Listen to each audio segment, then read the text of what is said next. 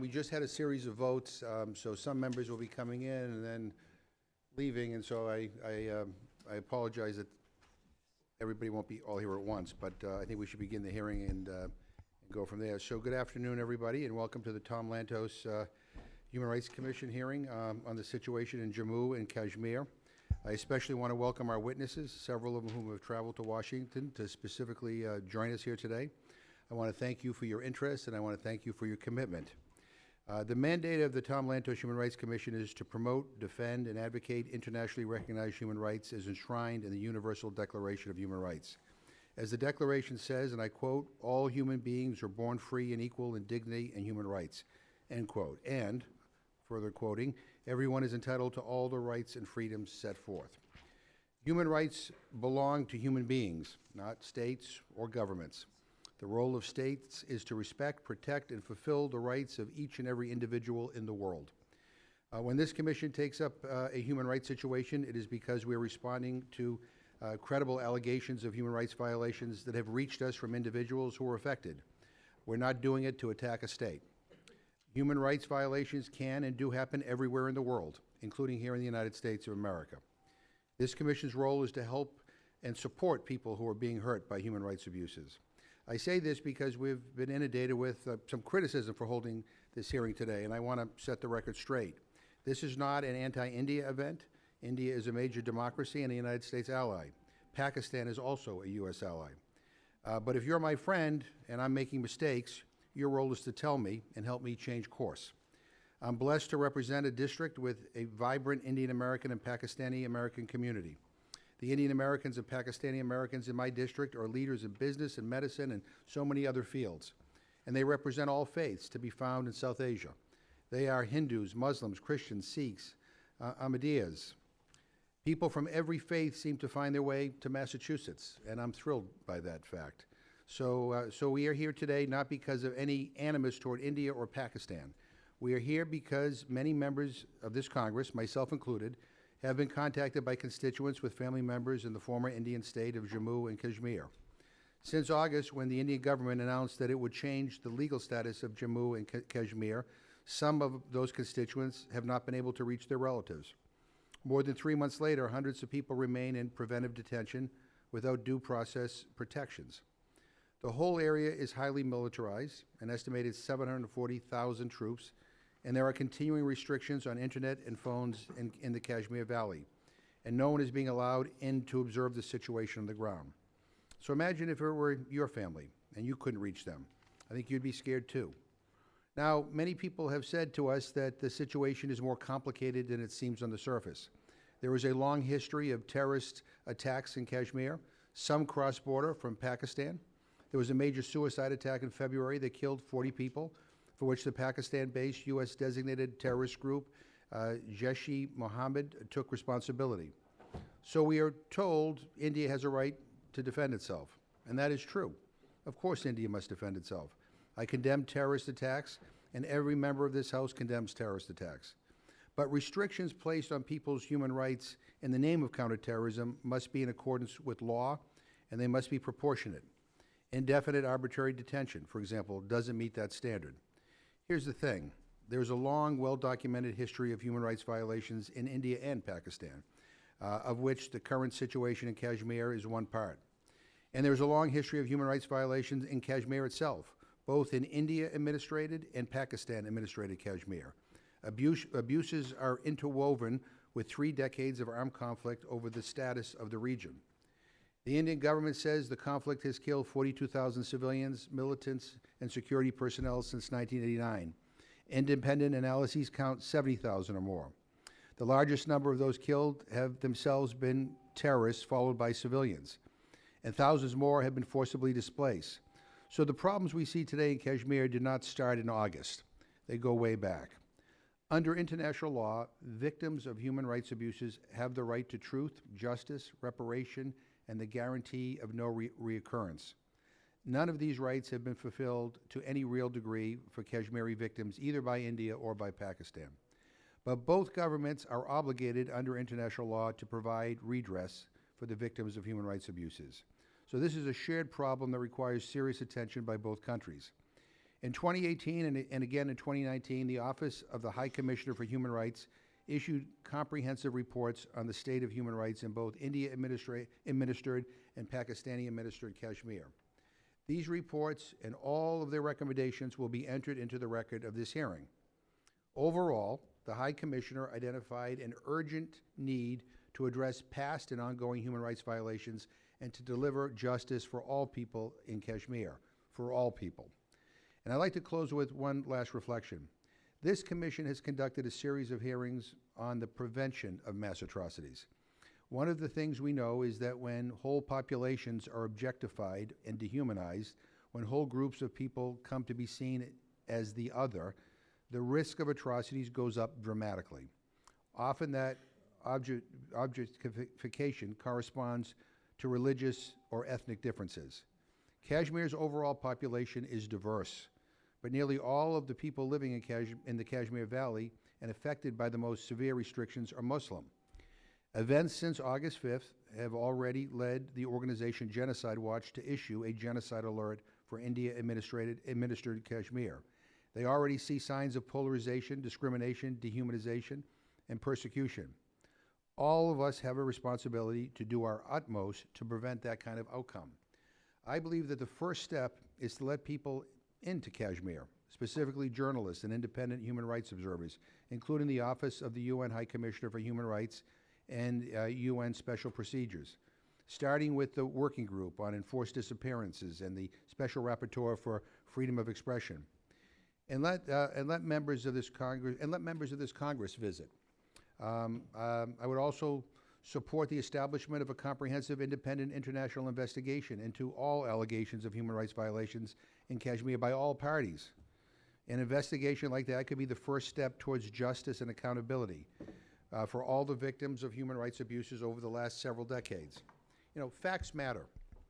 And in that spirit, in addition to the High Commissioner's reports, I will enter into the record the State Department's 2018 country reports on human rights practices for India and Pakistan, as well as USERF's most recent report on religious freedom in both countries.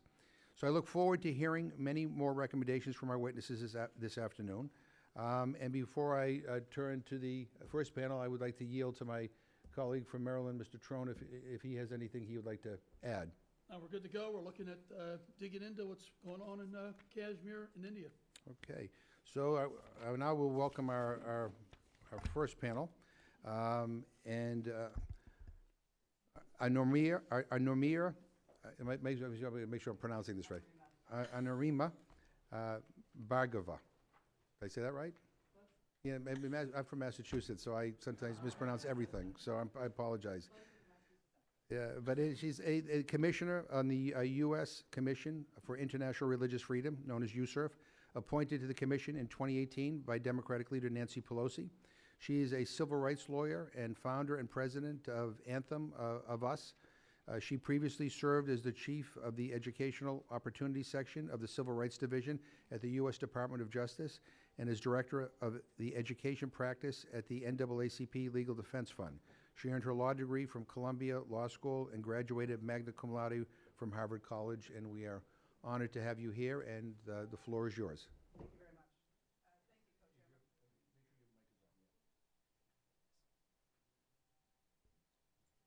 Thank you, Co-Chair McGovern, and to Co-Chair Smith for convening this hearing on the human rights situation in Jammu and Kashmir, and to focus attention on the freedom of religion and belief within South Asia. I deeply appreciate the opportunity to testify on behalf of the U.S. Commission on International Religious Freedom, or USERF.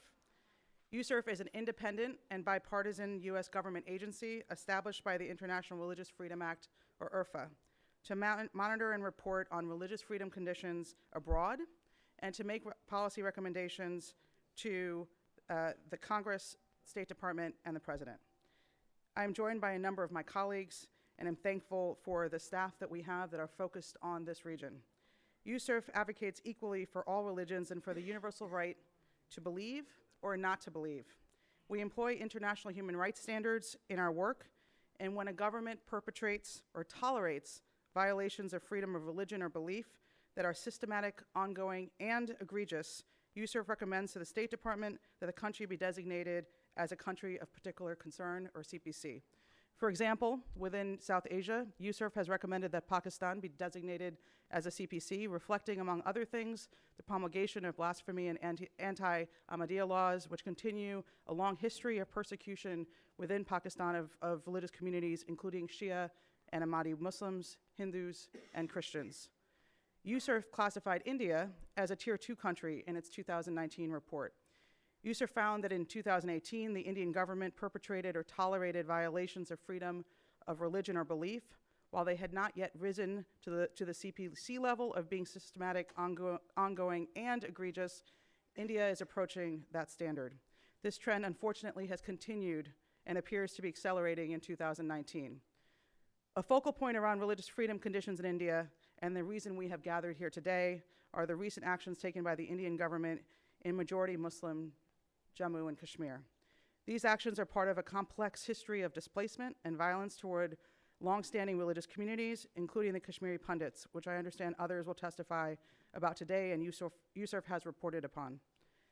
USCIRF is concerned about reports starting in August that the Indian government restricted freedom of movement and assembly, limiting people's ability to attend prayers and participate in religious activities, forestalling any large gatherings, including for religious purposes, and for certain communities, curtailing access to healthcare and other basic services.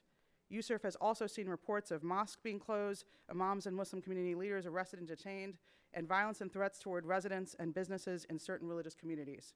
While it is beyond USCIRF's scope to comment on the political and security situation in Jammu and Kashmir, we are concerned about both the perception and the reality, which has been difficult to document and accurately understand given the restrictions on communications in the region, that Muslims' religious freedom are being curtailed as a consequence of the Indian government's actions.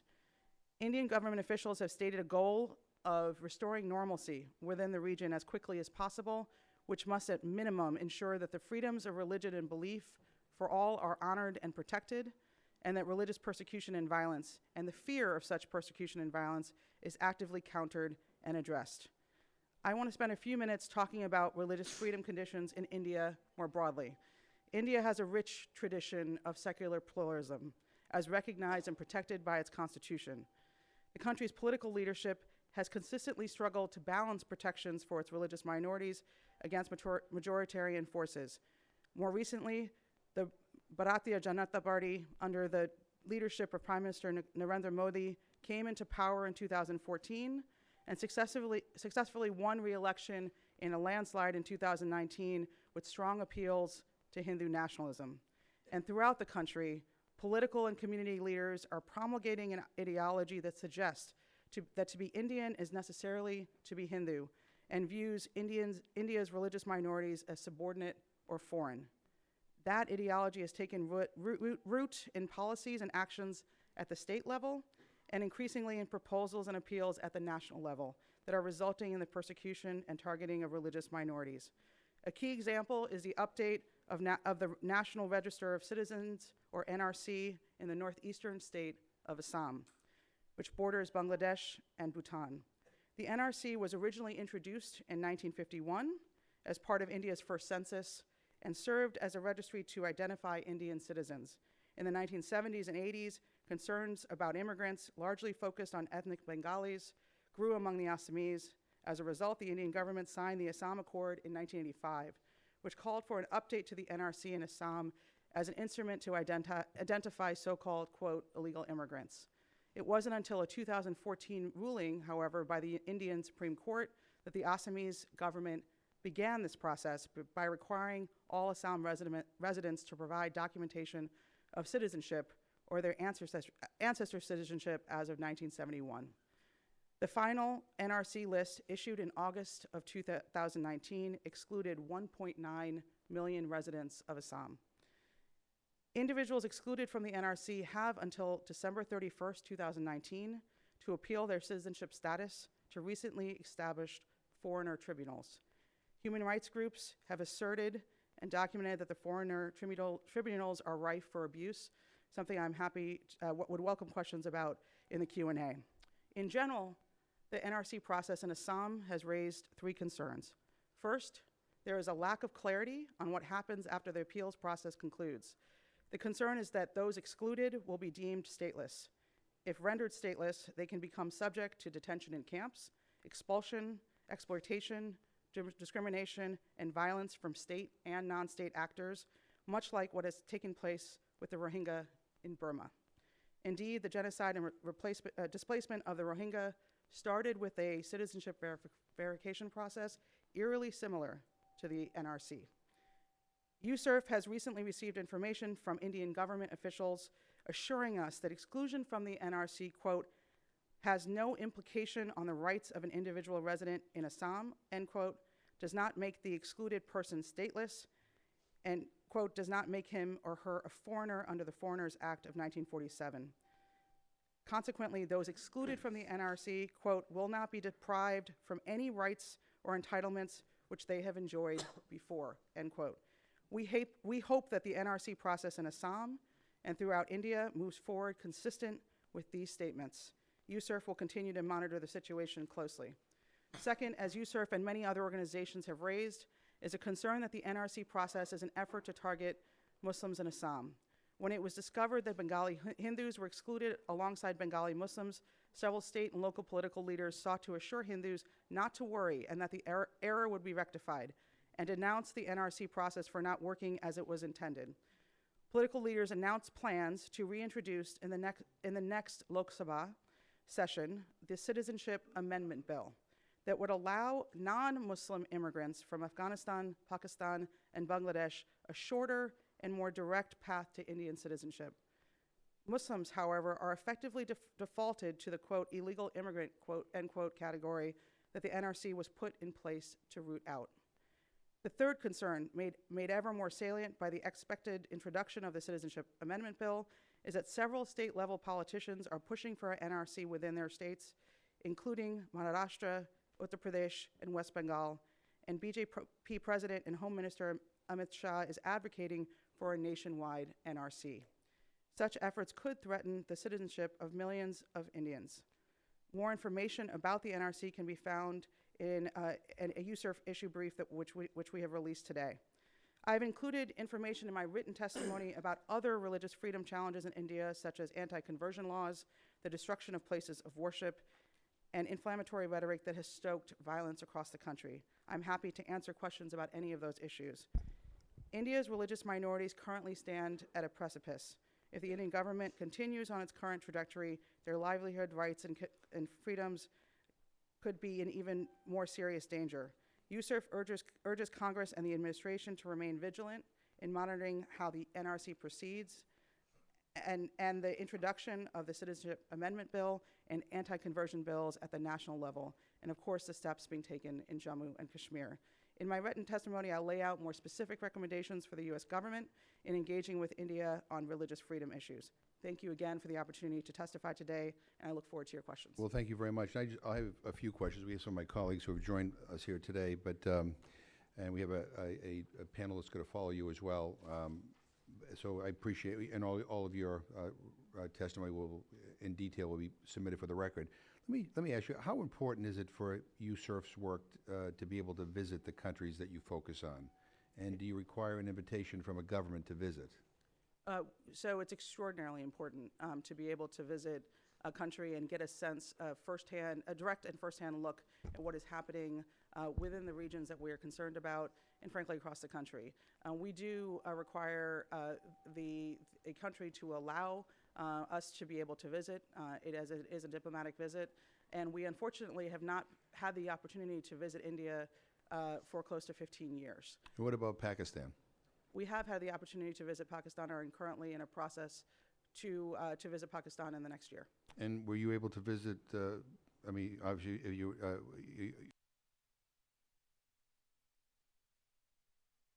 what about the Pakistani administered part of Kashmir? Were you able to visit that? I'm not sure if we've actually been able to visit Pakistan administrated Kashmir in the past, and we can certainly look into that for the trip that is upcoming. And I know you said that you included recommendations in your submitted testimony, but maybe just give us a couple of top-line items as to what would be the most important steps for members of the Congress to take to support USCIRF's efforts in both India and Pakistan. So I would point you to a couple of things. I think there's, for India, we want to make sure that there is close monitoring of these two bills that are expected to be introduced in the lower parliament in the Lok Sabha this next session, which starts next week. And the reason for that was that it would be literally national level policy actions that are taken. By that I mean the Citizenship Amendment Bill and the Anti-Conversion Bill that would bring some of these policies that have raised concerns to the national level. The second thing would be that there are a number of ways in which both officials who have been engaging in hate and those who have been spreading hate, which is part of the reason we're seeing communal and mob violence in some parts of India against religious minorities, that there be actions taken to try and address those individuals in particular. And does USURF share Genocides Watch concern about the risk of atrocities or genocide in Kashmir? I think the Indian government is trying to take steps to establish some sense of normalcy in Kashmir. I think that what has happened so far since August has raised a host of concerns about the livelihood and well-being and, frankly, simple basic health and welfare of those who are living in the region, and the kind of persecution and violence that particular communities have been facing. Obviously, as you've already noted, and as I noted in my remarks, it has been difficult to understand and appreciate what is going on in the region, given the kinds of communication channels, the ways in which communication channels have actually not been in place in the way that anyone would have wanted. Before I yield to Mr. Trone, let me just say I've never had the privilege of visiting Pakistan. I hope to do so someday. I did have the privilege of visiting India, and it is a magnificent country. I was just so in awe of the diverse cultures and ethnic backgrounds and just history, and it just is a remarkable place. And so I mean, so that's and I think that's one of the reasons why I think some of us are deeply concerned about this current moment, because I look at India as a friend, and we want our friends to live up to the expectations we all have, just like we want our country to live up to its expectations. And so I appreciate your testimony. I'm happy to yield to Mr. Trone. Thank you very much for being here today, and thank you for your comments and the great work you're doing for human rights. I completely agree with your point and the chairman's point that visiting the country is so important, and being in Kashmir to observe what's happening from a human rights standpoint is essential. Senator Chris Van Hollen from Maryland, I just spoke to him very recently. He was denied entry by the Indian government. USURF has not been allowed. What reason have the Indian government given you for those denials? I think the Indian government in the past has had concerns about some of the issues that have been raised by USURF. I hope that is changing. We have engaged with Indian government officials who have been very helpful in understanding some of what is going on in response to concerns that we're currently raising. And I hope that process is one that allows us not only to have constructive and positive engagement, but also allows us to go into the country. In the past couple of months, I've had a chance to visit Burma and Bangladesh, Iraq, and Vietnam, and I can tell you that there is no substitute for the ability to actually hear directly not only from stakeholders and members of communities throughout the country, but also from government officials themselves. We completely agree. It's absolutely essential that Western diplomats and USURF be able to visit Kashmir. As you pointed out, India's had a long history of secular democracy, where religious communities of every faith have thrived. Yet it also points in a downward trend for religious freedom conditions. What factors have led to the Commission to make this assessment, and what policies should the Indian government implement to reverse what you see as a downward trend? So I think a number of the things I spoke about in my testimony today are what's contributing to the downward trend. There is, again, this growing movement and ideology around Hindu nationalism, a sense, perception, and also reality that religious minorities within India are in a state of both fear and active persecution and violence. And so, and that has taken place in many different types of forums. The concerns that we have right now about processes like the NRC, which are basically processes that will allow for certain communities certain religious communities to be discriminated against in the way in which they've been set up and possibly in the way in which they've been implemented. Those are things that we are trying to make sure that we raise. I join Congressman McGovern in the sense that India is my homeland and the place of my ancestry, and it is a place that for much of its history and in the way in which I understood it, it is a place where we respect and accord dignity to people of all different religious backgrounds. And there are many stories, including in Jammu and Kashmir right now, of Hindus who are taking care of mosques, of Muslims who are taking care of temples. And those are the stories of the India that we would like to be able to see. Unfortunately, it's not what we're seeing right now.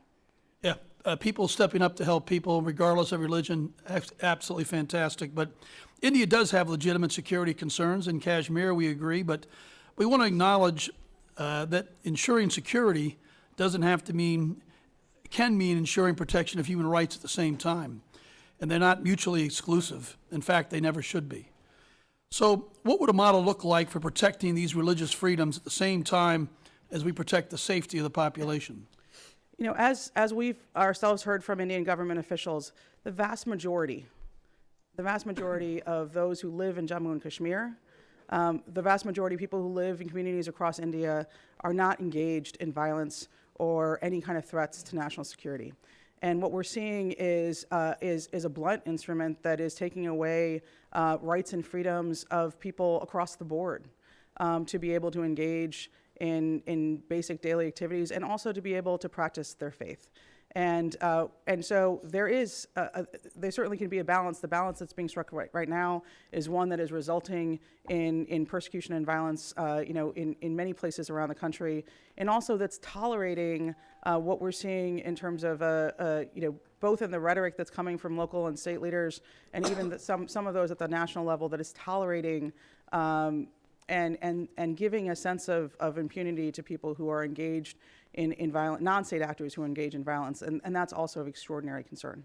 Can we just quickly jump? The last quick question is, Sure. The Indian government's been conducting efforts to verify the citizenship of residents in Assam, and my constituents have raised concerns that while technically everybody is being asked to provide proof of citizenship, this appears to be disproportionately impacting Muslims. Is the Commission on International Religious Freedom monitoring the developments here? And do you see any other concerning signs? And how can we make sure the rights of Muslims and minorities are not harmed in this process?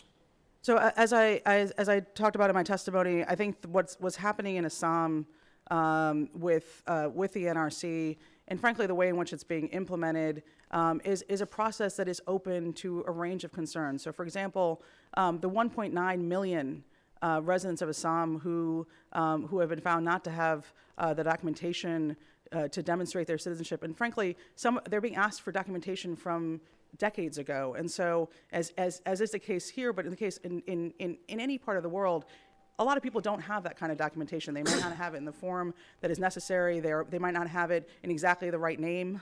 And so we're seeing a situation in which people, their very ability to stay and stay safely in the place that they have lived is being threatened. And the foreigner tribunals, which have been set up for any kind of appeals process at this point, have a number of concerns that have been raised about those, which is that they are not open to the public or to the press or to even family members, that they haven't been transparent in their decision making, that those who are actually on the foreigner tribunals who are making these decisions, these life decisions about people's citizenship status, are people who they've lowered the qualifications for people to be on those tribunals, and they're not actually in a position to be qualified to make those kinds of determinations. And so, given all of that, there are concerns that what's going to happen here is this is a means, and the reason we have this sense of it being a way to target a particular religious community is because people have literally come out and said that was the purpose of it, right? And that's the purpose of trying to expand a similar process to other states and to the national level. And when you hear that the purpose of that kind of process is not to actually get a sense, there's already a census, but it's not to get a sense of who has lived somewhere, but who should be expelled or rendered, stateless in a process. That's something that is of certain concern. Again, as I mentioned, we have just heard from Indian government officials that a lot of the concerns that we raised are ones that they will try to mitigate against. I really do hope that is what happens here, and are heeding what they're saying in terms of what's going to happen with great anticipation that's what they actually do. Thank you for your insights. Thank you. And just so I want to recognize people in the order they came here. So Mr. Cicilline, Mr. Fitzpatrick, and then Ms. Jackson-Lee. Okay. Thank you, Chairman McGovern, for calling this hearing, and thank you so much for your testimony. I think many of us have been following the situation inside Jammu and Kashmir very closely since the August 5th decision to revoke Article 370 of the Indian Constitution. And we have all heard reports of mass arbitrary detention, including of local political leaders, curfews restricting access to telephone and the internet, and restricting the ability of citizens to peacefully protest or organize. I met with constituents back in Rhode Island who have family members in Kashmir who have been subject to violence by the Indian police for attempting to engage in peaceful political protest. And there have been widespread stories about the lack of food and medicine and telecommunications, leading to avoidable deaths of people within Jammu and Kashmir. I'm particularly concerned about the religious motives that seem to be at play here, with the majority BJP party couching this move as a return to Hindu nationalism in India. And of course, we're speaking of provinces that are majority Muslim and which include many religious and ethnic minorities. Several of us have raised these concerns directly with the government of India, and last month I sent a letter along with Chairman McGovern and 5 of our colleagues asking the Indian ambassador here in D.C. to respond to some specific questions. So I first asked that letter be made a part of this record. I ask unanimous consent. Thank you. I'm particularly concerned that the Indian government, which has been a very important partner to the United States, seems unconcerned by the stories emerging from Jammu and Kashmir, and they seem willing to take decidedly undemocratic steps in order to achieve their political goals.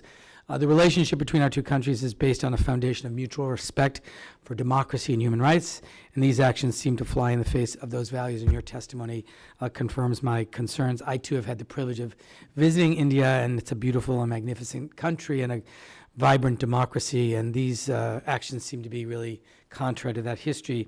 What I really want to ask you about is some of the causation. So USCIRF reported has really called out the Modi government for not doing enough to address this downward trend that you've described. In your 2018 report, you state, and I quote, "Modi has done little to provide justice for victims of large-scale past incidents of communal violence, often caused by inflammatory speeches delivered by leaders of Modi's party." And in 2017, in your USCIRF report, you say that members of the ruling party have ties to Hindu nationalist groups implicated in religious freedom violations, used religiously divisive language to inflame tensions, and called for additional laws that would restrict religious freedom.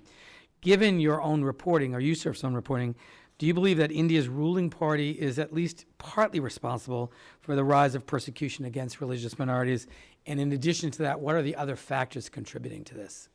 So the way in which we look at the role of a government, right, in the persecution and violence towards religious minorities is the ways in which they directly are involved in that violence, but also the ways in which that violence is tolerated.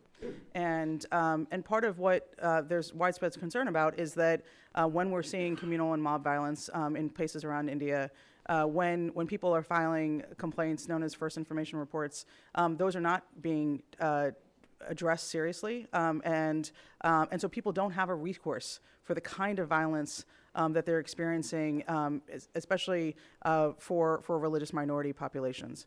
As I mentioned earlier, one of the reasons why we are concerned, all of what is in the report from 2018, and again, I think what's in the report is continuing in 2019. But what we're seeing is that something like the Citizenship Amendment Bill, which specifically excludes Muslims, right, is something that was proposed in the Lok Sabha in January of 2019 and was withdrawn due to protest, that it would then again be reintroduced now, right? And reintroduced at a time where there are many different things that are going on in India, which again, perceived and actually are impacting religious minorities and making them feel like they are in grave fear, right, for their lives and their ability to conduct their businesses in a safe way, to be able to even walk around their neighborhoods, right? And so we've seen, in the last week, there have been, one of the most significant court rulings in Indian history on an area called Ayodhya and the Babri Mosque, and that is something that, again, you have to take into account in terms of the feeling of people around India about whether or not they're feeling targeted, they're feeling like their rights and freedoms are being curtailed. And again, the anti-conversion law, which has been something that we've seen in states around India, there have not been any, to our knowledge, have been few, if any, convictions under those laws. But again, we see this push to bring that anti-conversion law to the national level. So what we're seeing is a situation in which some of the things that have percolated at the local and state level are rising to the national level, and to the extent that kind of trend continues, it raises a bunch of concerns about not only actions that are resulting in discrimination and harassment and violence and intimidation of religious communities, but those that are actually intended to do that. And finally, in your 2019 report, you explain that campaigns led by RSS, and I'm quoting, to alienate non-Hindus or lower caste Hindus, is a significant contributor to the rise of religious violence and persecution. Can you describe for me the relationship or the nature of the relationship between the RSS and its relationship with the PJP? Because I think the history here is really important. I don't think I could do that any justice in the minutes that we have. What I would say is that, I think the relationship of the BJP to the RSS, and then how you think about that in the patchwork of states across India, which have such diverse populations, and we're seeing, so part of this is we're seeing very different things in different states and in different localities across the country. When we see some of that rise to the level that we're seeing at a national level, in terms of some of the concerns that we're worried about in particular states coming to the national fore, that's when we're sounding the alarm in the way that we are right now. And with regards to the different groups and frankly political leadership within India, I don't want to ascribe to any particular party or to any particular group the statements or the actions of any one particular leader. But what I do think is important to note is the ways in which those statements that are coming out of political leaders, whether they be at any level of government, are ones that, again, if they go unchecked, can lead to a sense, of persecution and violence, and also a sense that people can act with impunity. With impunity. And so that's the way in which some of this plays out. But the history of the RSS and BJP and many other political parties across India is one that we would have to spend another hearing on. Yeah, thank you very much. I yield back, Mr. Chairman. Mr. Fitzpatrick? Thank you, Mr. Chairman. Thanks, Ms. Bhargava, for being here. I've met with some constituents back home in Pennsylvania who have family members in Kashmir, and I just wanted to relay a few of their concerns and see if you could comment. Obviously, what's been raised is the concerns about transparency, press not being given access, members of Congress not being given access to the region, number one. And number two, the disruption of communications, whether it be internet, cell phone usage, and also concerns about healthcare and healthcare services available for their loved ones there, who many of them had no ability to communicate with them, some still. What are you seeing, what are you hearing with regard to those items? I think we've heard a lot of what many of you have described, right? Which is the curtailing of communications, a number of stories of people trying to actually get medical help and not being able to have the freedom of movement or the ability to access healthcare or any other basic services. And again, to go back to the scope of our work. The two focal points, in terms of Jammu and Kashmir are, one, how those kinds of policies impact the ability of people to exercise their religion or their faith, right? So what we've also heard is the ways in which that's impacting people's ability to go pray, and that's people of all different religious backgrounds, or their ability to be able to engage in religious activities. The other way in which we are concerned, and I think it's reflected in a lot of what you just described, is when those kinds of restrictions are placed on any particular religious community. And as we've noted, Jammu and Kashmir are majority Muslim areas, right, and have a majority Muslim population. And in some ways, the kinds of restrictions that we're seeing are impacting, they're certainly impacting the communities in Jammu and Kashmir across the board. There have been reports of particularly egregious ways in which they're impacting certain communities across that area, and in all the ways in which you've just described. I think we are, again, all of us, I think, are hearing some of the same kinds of reports from constituents, from groups, from those who've had some ability to access the region. And unfortunately, I think we're all hamstrung in the same way, which is that without the ability to have what, as I describe it, accurate information, that comes through, channels that we can actually have some trust in. It's hard to understand, where those reports are coming from and to verify them, but it's also hard to understand and verify some of the ways in which, we've certainly heard from the government that they are trying to address those concerns. And so I think we're at a loss, right, to be able to understand what's going on in the region. And that's one of the most egregious problems with this process is that we've now had a couple of months now where we haven't been able to understand really what's going on there. As far as the communication networks and the disruption, what's your understanding of what the current status of that is? I can only share what I've heard from both from government officials and also from the kind of reports that you're hearing, which is both a lack of internet and then on the cell phone, and there's been some distinctions made between prepaid and postpaid, and I tell you I fail to understand some of those distinctions. But what I would say is that communications, there have been many reports of people not being able to access any kind of communications, both in and out of the region. Those were particularly acute in the first couple of weeks of August. I think that there have been some ways in which people have been able to access and talk to their relatives and others, which is part of the reason where we're getting the kind of information that we're getting. There've certainly been journalists who have both within India, and I think there's some extraordinary courageous and journalists within India who have been able to travel to the region and report on what's going on. But in general, I think it's just been it's certainly not a situation in which, to talk about establishing and returning to normalcy, that we've seen people's communication channels be restored to what they were prior to August. Thank you, Mr. Chairman. Ms. Jackson-Lee.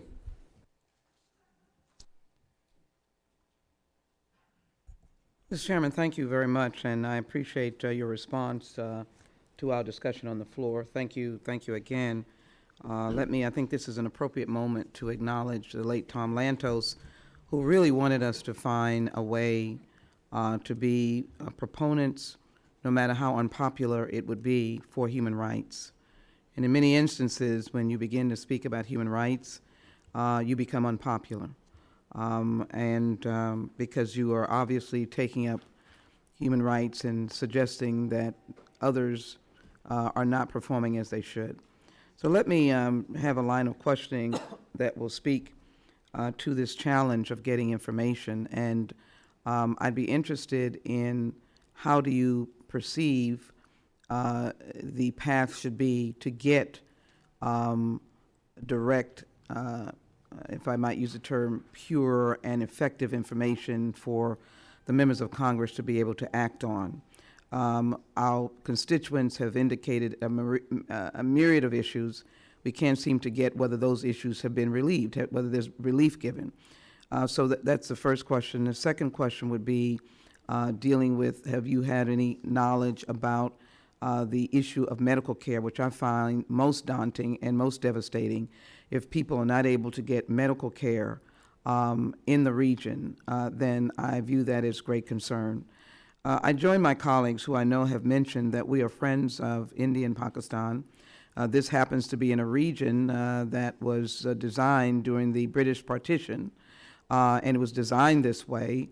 And also it happens to include a predominant number, as I understand, of the Muslim population. There are about 200 million Muslims, and I can be corrected, in India. Pakistan, of course, is a strong Muslim state. Both are beautiful if you've ever been. So I would ask the question about being able to get direct information, if you have any direct information on the medical care. And then if you could speak to the legislative act, which I find stunning, is to the elimination of resolution, or H370, which seemingly has caused this spiraling downhill of being able to try and resolve an issue that I think should be resolved on the side of human rights. Are these individuals, along with other religious minorities, getting human rights from a very powerful country? And that's what should be understood. If you have power, then your humanity should cause you to use that power to be humane to others. And so if you could ask that, and I have a follow-up question, getting real information. I take note of the fact that one of our dear friends, Senator Van Hollen, was blocked from going into the Indian part of Jammu and Kashmir. And if others want to get information, do you have any understanding of how one can get into the whole area, the whole region, to get facts? Thank you for the question, and Congresswoman Jackson-Lee, I, as a longtime civil and human rights lawyer, I understand both how it's necessary and often unpopular to speak about things that are going on in this country and in places like India and Pakistan. And so let me just start by saying, unfortunately, as we've noted, USCIRF has not been able to make any kind of visits to India for close to 15 years. And so we don't have the kind of direct engagement and the ability to gather information in the way in which I think you and so many others in this conversation have asked for and understand the import of being able to have that kind of direct information for any of us to be able to address or propose recommendations on how to fix some of these problems. I think it's fair to say that given the numbers of reports that are coming out of the region, that at least some of what we're hearing has to be things that have been verified, and that we certainly can that underscore the kind of concerns that we all have about healthcare, about access to services, and you can't verify it. You can't verify it, or you can't deny it. I don't think any of us can verify at this point, because I don't think there is deny it, right? And so I think the difficulty is that we're all kind of in the same position, which is we're hearing reports. There are a lot of concerns and that are being raised on a host of issues, right? From the ability of people to actually even be able to open and conduct their businesses safely, right, without fear that they will literally be subject to violence for doing so, to access to food, to healthcare, to basic services. Again, from our perspective, we are focused on the concerns that we have heard about the ability to worship, to go to places to pray, to gather on religious holidays and in religious activities, and the ways in which any of these processes have impacted religious communities in particular, right? But we just don't have the ability to get the information that I think any of us would want to be able to verify any of that. And so that's where we are. And I deeply appreciate that that we are starting to have conversations at USERF with Indian government officials. I hope that continues because, to me, the ways in which we can move forward is to try and have a situation in which we have constructive engagement on the concerns that we're talking about, and that's not something we can have if only one person has the Do information. you have a comment on Resolution 370, and any comment on other religious minorities? I think as I talked about in my testimony, I have a lot of concerns about other actions that are being taken around India with regards to the registration of citizens. This National Register of Citizens, which is a way in which, unfortunately, there are concerns about how that's being used how that may be used to target religious communities, and particularly Muslims in the state of Assam and in a number of other states around the country. I have concerns about anti-conversion laws that are due to be introduced at the national level, about communal and mob violence that we're seeing around the country that is going unchecked, where police and local law enforcement are not taking the kinds of actions that they should take to address that kind of violence.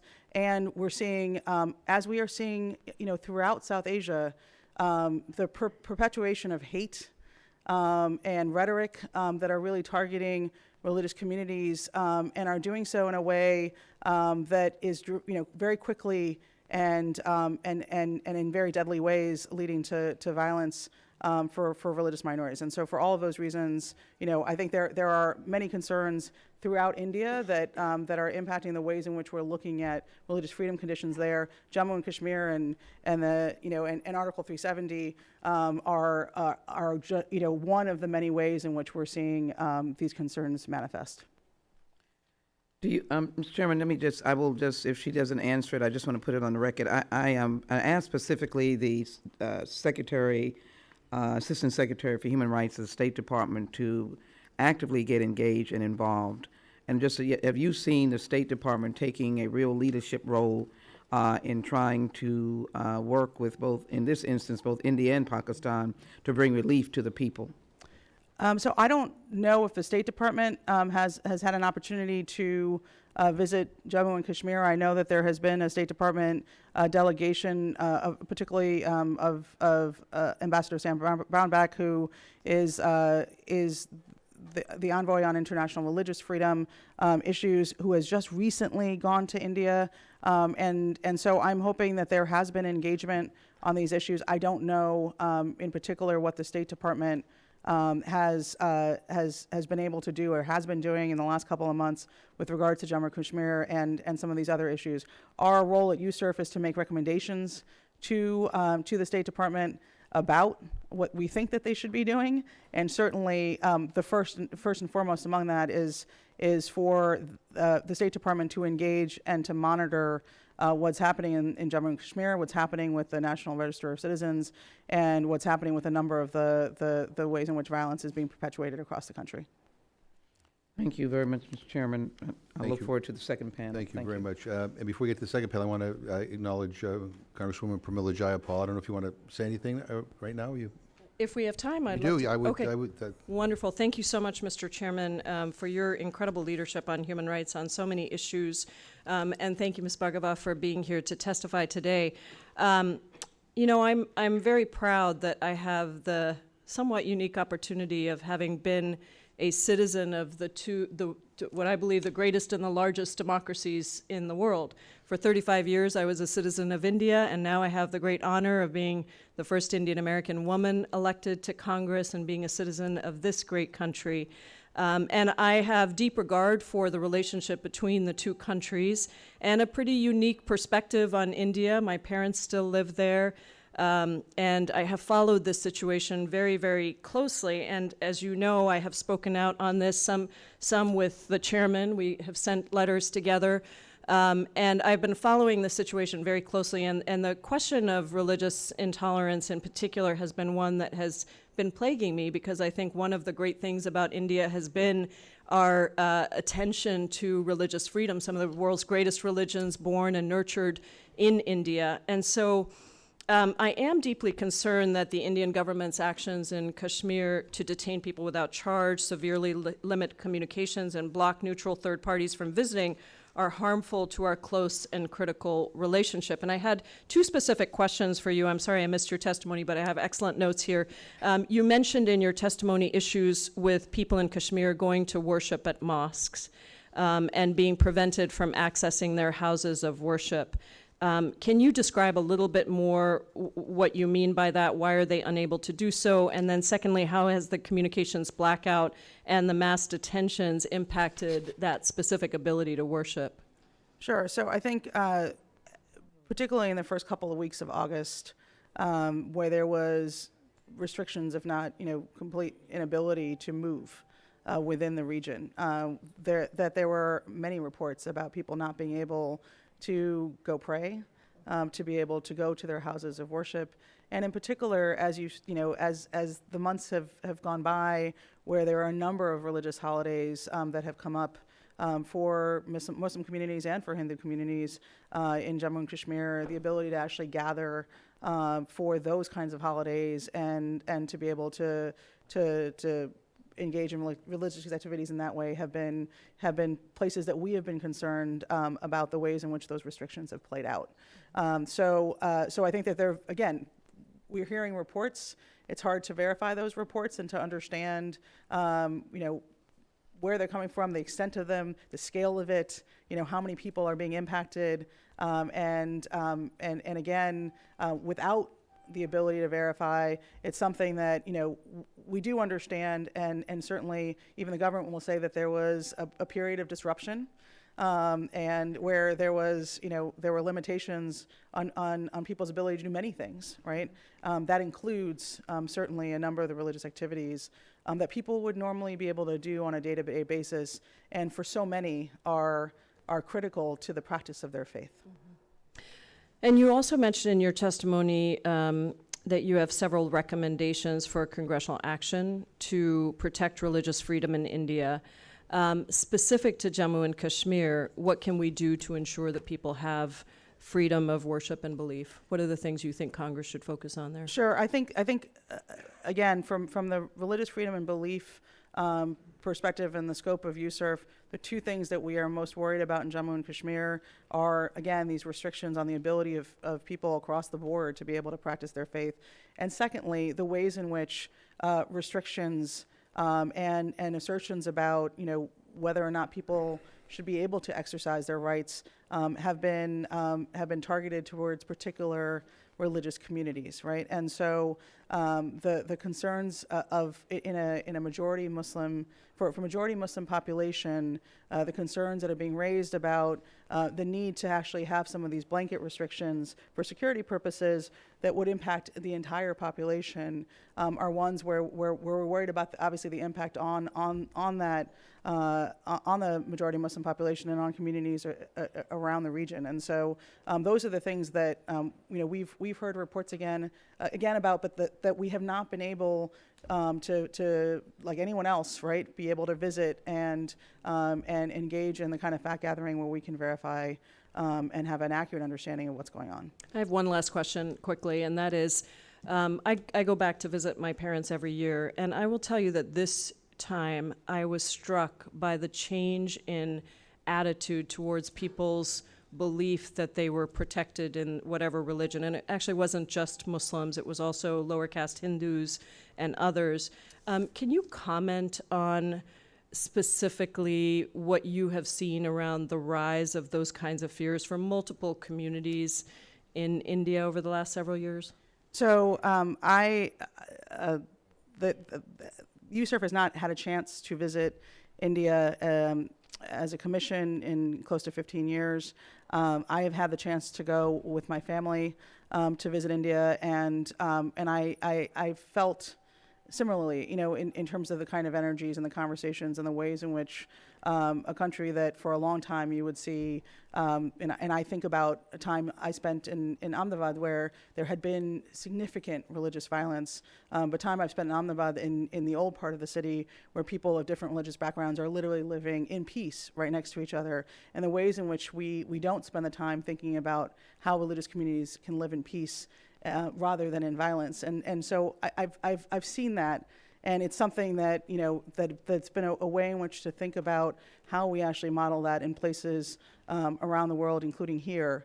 And unfortunately, I don't, there's nothing I can point to, but there's that sense that you just described, that the ways in which people are talking about different religious communities, the ways in which they're talking about their neighbors, the ways in which people feel this sort of sense of fear and persecution, or that they can actually talk about people in a way that doesn't actually respect their dignity and their faith. And in a way that I had not heard as much before is something that I too witnessed while I was there. But again, it was not in my capacity as a commissioner, which I very much want to be able to visit India and to engage with communities and with government officials and with NGOs to understand in a closer way what's going on. One thing I just want to note is that I spoke a lot about the way in which citizenship and the very notion of citizenship is becoming, unfortunately, in the region as a whole, in Burma and places like that, a tool for religious persecution and violence. In India, we're seeing that as well. Some of those concerns being raised, as I talked about in terms of the National Register of Citizens in Assam and how that might actually expand across the country.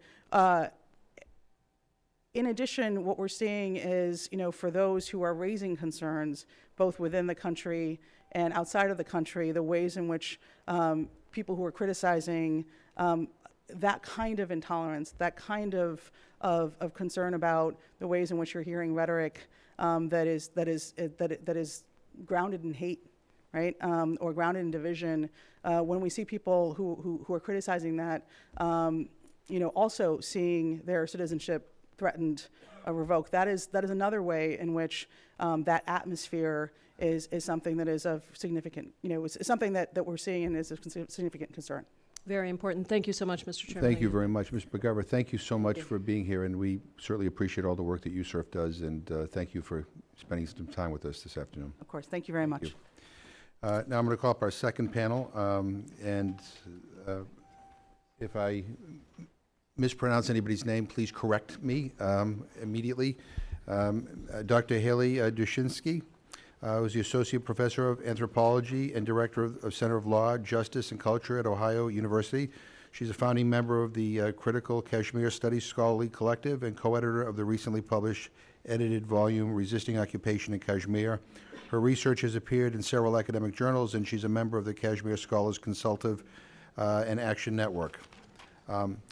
Sela Ushai is a Kashmiri American attorney and human rights activist who focuses on immigration, racial, religious discrimination, and women's rights, a graduate of Johns Hopkins University and University of Michigan Law School.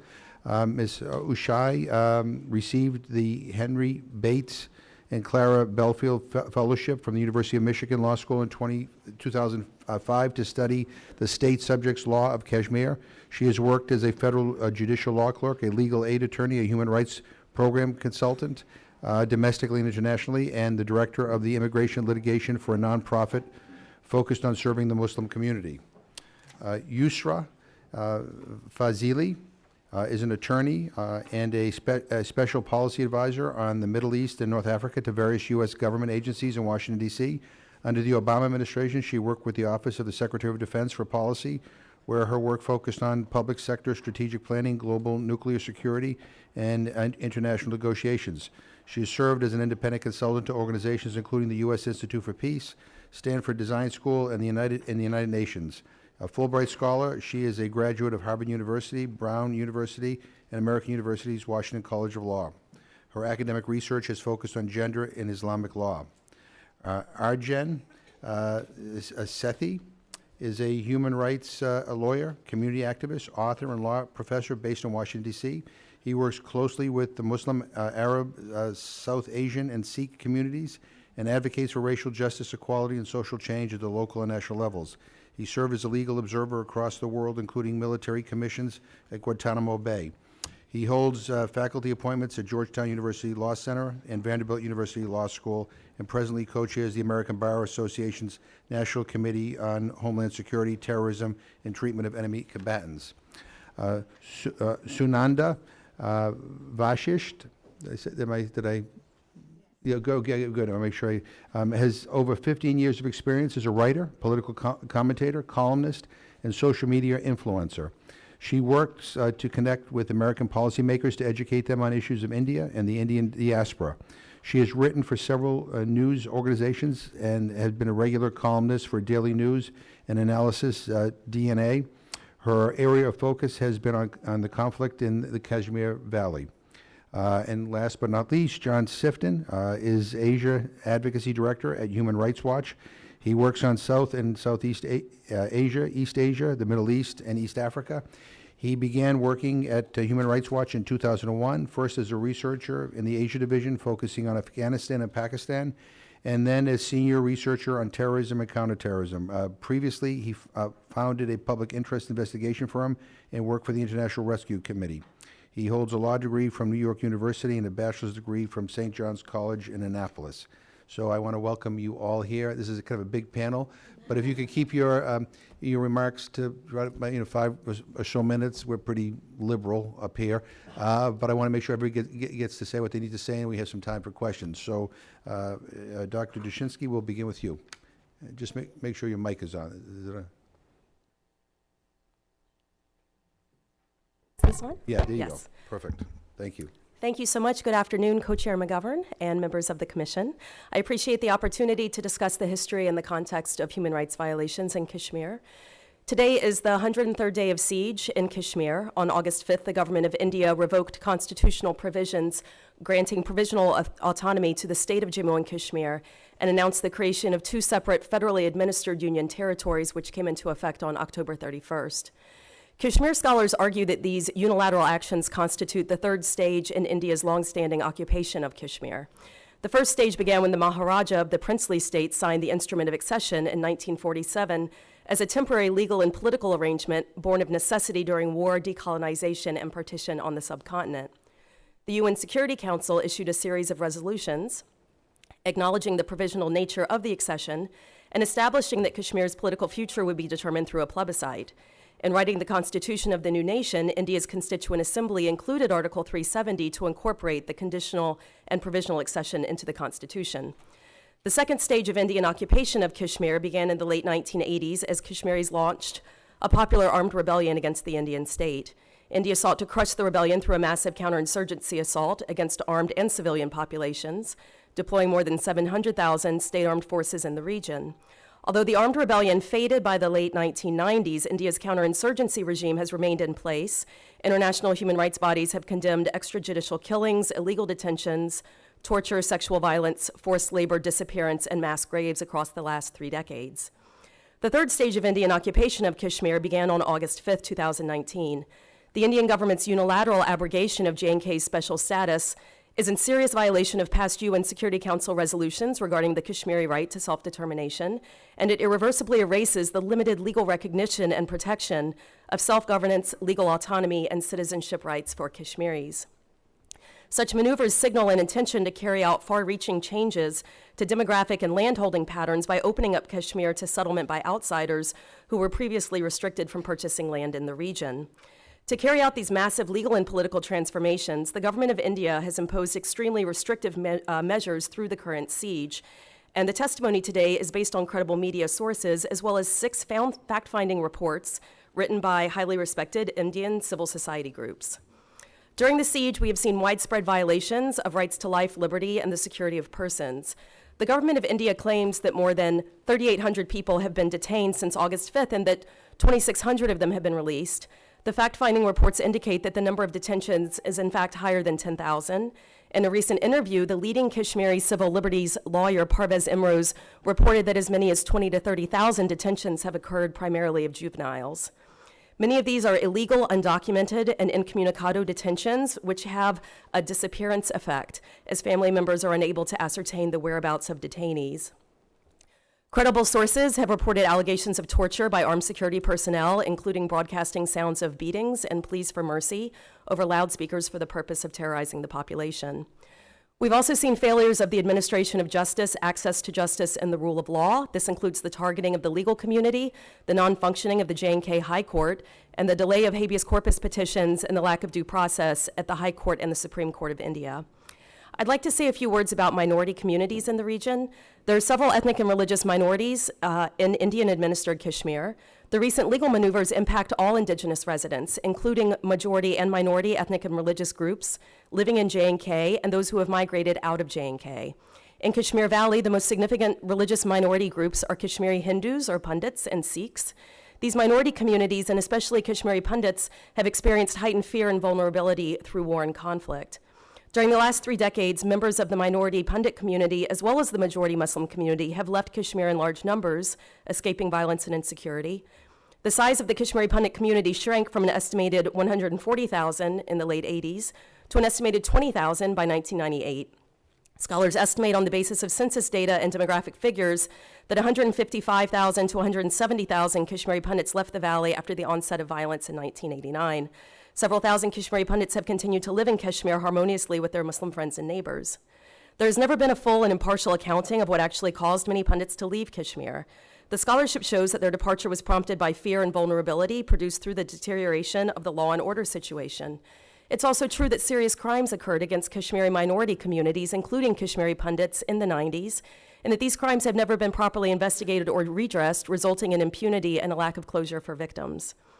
The Indian state, which is responsible for the security of civilians and property, utterly failed to protect Kashmiri Pandits' internationally recognized rights as minorities and victims of and refugees from an armed conflict. It is imperative to investigate all crimes against Kashmiri Pandits through an international inquiry, since Indian criminal justice processes have failed. It's also imperative that the pain and suffering of any Kashmiri community should not be instrumentalized, manipulated, or weaponized as a claim against other communities. As state subjects and as persons displaced by the conflict, Kashmiri Pandits have legal and political stakes in the future of Kashmir. The international resolution of the Kashmir dispute requires justice, truth, and a democratic and peaceful solution in keeping with international law for all Kashmiris. There's a human rights and humanitarian crisis unfolding in Kashmir, and the United States must take notice. Kashmir scholars have identified a series of recommendations for action on behalf of the people of Indian-administered Kashmir. These are included in my written testimony. We urge you to leverage your positions in the U.S. and internationally to ensure the implementation of these recommendations. And we also urge members of Congress to support a resolution calling for an end to the siege and for diplomatic support for a pathway leading to the resolution of the international dispute in accordance with the wishes of Kashmiri communities. Thank you. Thank you. Ms. Ushai?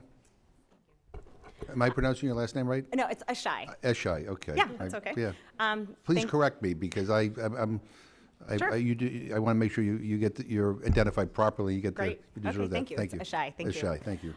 Thank you, Chairman. Thank you, members of the Commission.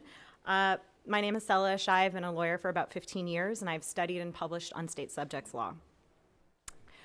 Since the 1930s, before the creation of India and Pakistan as we know it, Kashmiris have been fighting for representative government and the right to decide their own future. Inevitably, these aspirations are crushed by violent state repression until one generation ages and relents and another one comes of age. In the 3 generations before me, several of my relatives have either been jailed, tortured, or killed for speaking the same truths that I am here to say to you today. So speaking openly to you about the plight of Kashmir without fearing for my life is a privilege that I do not take for granted. When Article 370 was unilaterally abrogated by the BJP-led government, I was dismayed but not surprised. The revocation of Kashmir's so-called special status has long been a target of the BJP as far back as 1953, when it was the subject of a major campaign by the BJP's predecessor party. This unilateral and unconstitutional action impacts all 12 million indigenous residents of the state, of all religions and all ethnicities, and representatives of all significant subpopulations within the state have expressed concern about this abrogation. Article 370 was intended to limit the powers of the Indian state over Jammu and Kashmir, and Article 35A enshrined a long-standing law in Kashmir that predated independent India and Pakistan, which defined state subjects, which are now called permanent residents. State subjects were to be given preferential treatment in government employment, and land ownership was to be restricted to state subjects only.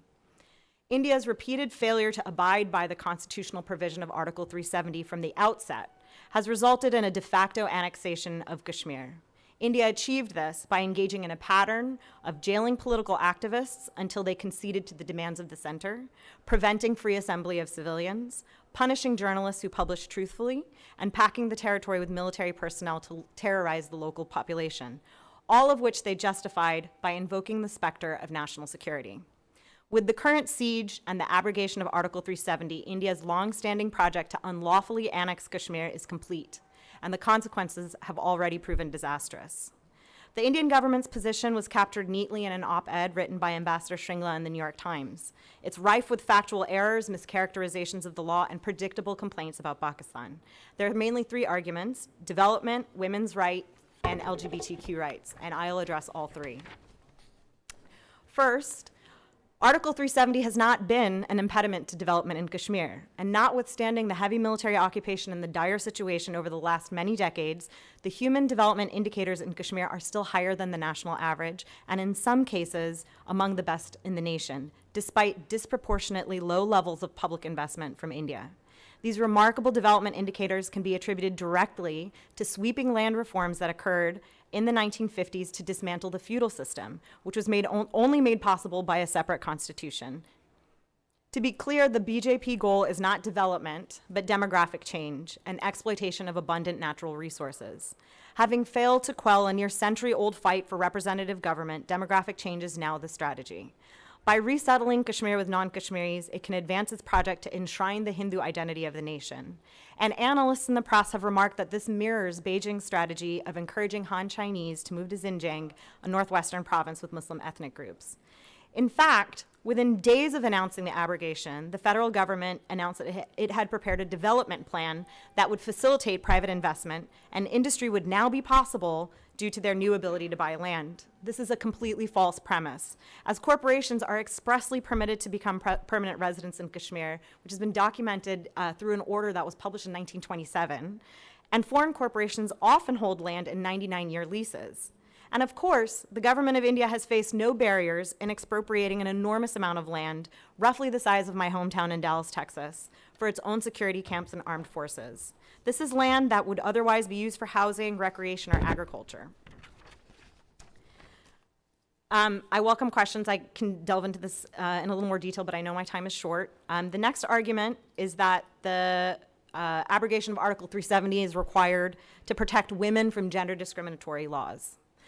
This is exactly what I published on, and the law is very clear. It's well settled. Since 2002, a high court case made it clear that Kashmiri state subject women do not lose their property rights if they marry a non-Kashmiri. And in fact, non-Kashmiri women obtain state subject status when they marry a Kashmiri man. There's also, with respect to family law, it's been argued that the issue of instant divorce could only be cured with the abrogation of Article 370. The issue of instant divorce was already remedied in detail in 2012 in a high court case when the court ruled that a husband does not have an unqualified power to pronounce divorce. Regardless, there's absolutely no evidence that instant divorce even occurs with any frequency in Kashmir. But additionally, and most importantly, revoking Article 370 to address gender discrimination in the state stands in direct contrast to the will of Kashmiri women, who alongside men have repeatedly been protesting in favor of the rights of Kashmiris to have self-determination and an end to the Indian Army's abuses in Kashmir. Finally, Article 370's revocation does absolutely nothing legally to benefit the LGBTQ community. As in the rest of India, homosexuality was decriminalized in Kashmir after Section 377 of the Indian Penal Code was held to be unconstitutional. As with all Kashmiris, the LGBT community there also wants an end to the military occupation. And as countless legal scholars have explained, the court's decision extends to all state high courts, including the High Court of Jammu and Kashmir. And there's no special law in the Jammu and Kashmir constitution that otherwise criminalizes homosexuality. India's approach to Kashmir can be summed up by an adaptation of Carl Sandburg's famous quip: if the facts are against you, argue the law. If the law is against you, argue the facts. If the law and the facts are against you, just pound the table and yell about Pakistan. But as Gandhi said, truth never damages a cause that is just. And that is why I support the Office of the High Commission on Human Rights recommendations on the human rights crisis in Kashmir, because they are concrete and actionable steps to get to the bottom to get to the bottom, to get to the truth of what has happened in Kashmir, both for the majority population and the minority. And I urge our congressmen and our congresswomen to support a resolution that calls for an end to the siege and that provides diplomatic support for a pathway that allows the people of Jammu and Kashmir to decide their own future. Thank you. Thank you. Ms. Fazili? Thanks. Did I pronounce that right? I hope. Perfect. Okay, good. You're perfect. I did one right. Good afternoon, you guys. Thank you so much. Oh, is it not on? I'm sorry. Thanks. All right. Thanks. All right. Good afternoon. Thanks so much for having me and for having all of us here today. I'm submitting this testimony to document the experiences of my family and other Kashmiris since August of this year. I speak for those who are unable and afraid to come forward because they fear retribution for their family in the valley, and I speak for my cousin, Dr. Mubin Shah, who has been unjustly imprisoned by Indian authorities since August 5th, 2019. It's no exaggeration to say I would not have the privilege of being American if it had not been for Mubin's mother, Tati, who helped my father finish medical school. And my father, the youngest son of a teacher, may never have been able to afford medical school if Article 35A, which Stella talked about, had not been in place. My cousin Mubin is being made an example of. His imprisonment sends a strong message to the people of Kashmir that money, family, and status mean nothing in the face of Indian capriciousness. There's a climate of fear in Kashmir. Since August, armed forces conduct night raids on homes and are pulling young men and boys straight from their beds into military custody. My cousin was taken in a midnight raid such as that. He's not a politician, he's not a dissident, he's not a freedom fighter, he's not even a kid in a street throwing stones, he's just a businessman. His life work has focused on bringing economic opportunity to Kashmir. He's in his 60s and has several severe health issues. Most urgently, he suffers from drug-resistant chronic UTIs, which require surgical intervention. Despite numerous appeals to state officials and the Indian court system, he remains without access to surgery, and each day the risk for uncontrolled septicemia, which, if left untreated, could be fatal, grows greater. Around midnight on August 5th, my cousin and his wife were awakened by dozens of police and armed military personnel raiding their home. An officer told him he was under arrest. His wife, Asifa, was stunned and terrified. Did they have a warrant? What was the reason for this arrest? Believing this would be a brief interrogation, Mubin didn't even take medicine with him. Mind you, that day, there wasn't just a communications blackout. There was almost no movement in the streets. Almost overnight, the military occupation of Kashmir intensified. Roads were cordoned off with barbed wire. The streets were eerily silent. Military personnel lined every block carrying huge loaded guns. These were the streets Asifa had to navigate. Even journalists were not allowed to move about freely. Mubin and Asifa had no way of knowing that this was the start of one of the biggest mass arrests of civilians in India in decades. And Haley touched upon the fact that government sources admit to 4,000 arrests, but human rights advocates believe the number is much, much higher. And these are just regular people. They're civilians. They're not accused of terrorism. They're regular people. Here on this side of the Atlantic, it took more than 4 days to learn about my cousin's arrest due to the communications blackout. In a panic, my sister and I called our friends at the State Department and were put in touch with wonderful people at the U.S. Embassy in India, but their hands were tied. Later, we learned that Mubin was flown 600 miles away from Kashmir to Agra's central jail. It took over a month for his wife to be allowed to see him. We've tried to appeal within the Indian legal system for some relief, but none has been granted. Our Indian attorneys thought we had a strong case, but when it comes to Kashmiris, India has never acted with justice and fairness, and the regular rule of law is often suspended. The Indian government contends that he's being detained under a Public Safety Act, PSA, which affords zero due process and allows for up to 2 years of detention without charges. In fact, Amnesty International called the PSA a lawless law. Despite all this, Asifa knows she's one of the lucky ones. She has the resources to travel to Agra. She has the luxury that literally thousands of Kashmiris don't have. For example, there was young 18-year-old Hussein, and just for the purpose of protecting families and identities, the names have been changed. Hussein is a pellet victim. He was wounded by Indian soldiers and has already underwent 3 eye surgeries. 4 years ago, when he was only 14, he was severely beaten by police, resulting in lasting leg injuries. Hussein's a simple roadside vendor. He isn't a rabble-rouser. He isn't a loudmouth. He isn't even political. He's just a kid who tried to be a regular kid. And since August 17th, he's been imprisoned far away in Varanasi jail under the PSA. He only speaks Kashmiri, and he can't communicate with anybody, and his family is too poor to even visit him. There's also Faisal, a 25-year-old who suffers seizures and has bipolar disorder. Since 2016, he has been arrested and tortured under the PSA several times. When he was rounded up on August 5th, he was out buying medicine for his mother, and now he is far away in jail in UP. These are stories of the living, even if they are in prison without a just cause and with no end in sight. But there are so many tales of the dead that I shudder just to think of them. This August, 17-year-old Omar was being chased and beaten by Indian military forces, CRPF. Terrified and trying to save himself and escape, he ran into a river, but he didn't know how to swim. So he grabbed onto a reed to stay afloat. A CRPF member followed him into the river and beat his hands so he would let go of the reed and drown. And once he slipped beneath the waters, they left. And as soon as he left, local boys jumped in and they fished him out. He was still alive, but barely. On the way to the hospital, he passed away. And when he got to the hospital, doctors refused to issue the family a death certificate.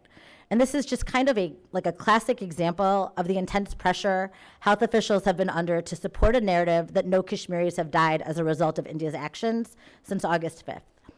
And as if the family hadn't suffered enough, the military fired tear gas and pepper spray at the burial and even fired bullets, which ended up injuring 2 people. So we know in our family that we're lucky. Our cousin is alive, and sure, he might not have clean clothes or improper access to medical care, but he's alive, and for that, my whole family is so thankful. The Indian government has claimed, like Salah also had touched upon, that it removed Kashmir's autonomy to promote economic development in the region. My cousin's arrest proves just how disingenuous the BJP government's claims are. Mobeen was a tireless advocate for achieving peace in the region through economic development and trade. In fact, he is the former president of the Kashmiri Chamber of Commerce. He's a voice of moderation, peace, and economic progress in Kashmir. It's hard to believe India has the audacity to refer to itself as the world's largest democracy when it essentially has kept Kashmir under martial law for decades and allows its military to operate with great impunity. What democratic rights there are in Kashmir, with no freedom of speech, no due process, and no freedom of assembly. For the last 4 months, all Kashmiris have lived under some form of house arrest. Everyone feels trapped in their homes. Like a deer in perpetual headlights, Kashmiris feel paralyzed. With so much military patrolling the streets, people are afraid. They're afraid to even go out for groceries, worried that that trip will be their last. With no internet service, people feel cut off from the world. I hope that Congress is able to put pressure on India to release detainees, or at a minimum, to provide basic human rights and health care to detainees like my cousin. I also hope you're able to become an advocate for all the people of Kashmir. Kashmir is not just a strategic place in the great powers game in South Asia. It's a home with families and people who for far too long have lived lives of generational suffering. As an American, I hope you can become a voice for true democracy in the region and for the Kashmiri people to be given a choice in deciding their own history and future. Thank you. Thank you very much. Mr. Sethi? Good afternoon. Good afternoon. 2019 marks the 100th anniversary of one of the great atrocities of colonial rule in South Asia. On April 13, 1919, British officers opened fire on civilians in Jallianwala Bagh in Amritsar, Punjab, murdering more than 1,000 people. Soon after, the British enforced an ordinance that compelled Indians to crawl the streets so that they knew their place in the colonial hierarchy. In 1947, India created a constitutional republic based on the principles of secularism and pluralism. The founders hoped this framework would hold the nation's rich diversity together and ensure that India would never inflict on others the brutality inflicted on them. Yet today, Hindu nationalist mobs roam India, targeting Muslims, Dalits, and Christians, sometimes forcing them to recite Hindu slogans. Security forces have forced Kashmiris to lick dirt off the road for refusing to utter national mottos. Hindu nationalism isn't new to India, but it is on the rise. It's rooted in the belief that India is a Hindu nation and that Hindus, who make up 80% of the population, should enjoy a privileged status and exercise majoritarian rule. This ideology is amplified by the RSS, a male-only volunteer paramilitary organization. Its earliest leaders referred to Christians and Muslims as, quote, internal threats, and compared India's Muslims to, quote, Jews in Germany. The BJP is the political wing of the RSS, and Narendra Modi, the Prime Minister of India, its national leader. Modi himself trained with the RSS at the age of 8 and recently told a crowd of RSS supporters that he was proud to be a member. Amit Shah, Modi's second in command, has called undocumented Muslim immigrants, quote, termites, and vowed, quote, to throw them in the Bay of Bengal. Modi today is forging a new India, where non-Hindus are second-class subjects with limited rights. India is often called the world's largest democracy, but democracies only work if people can speak, associate, and protest freely. Democracies only thrive if they safeguard civil liberties and minority rights. Today, India more closely resembles an authoritarian regime than a pluralistic republic.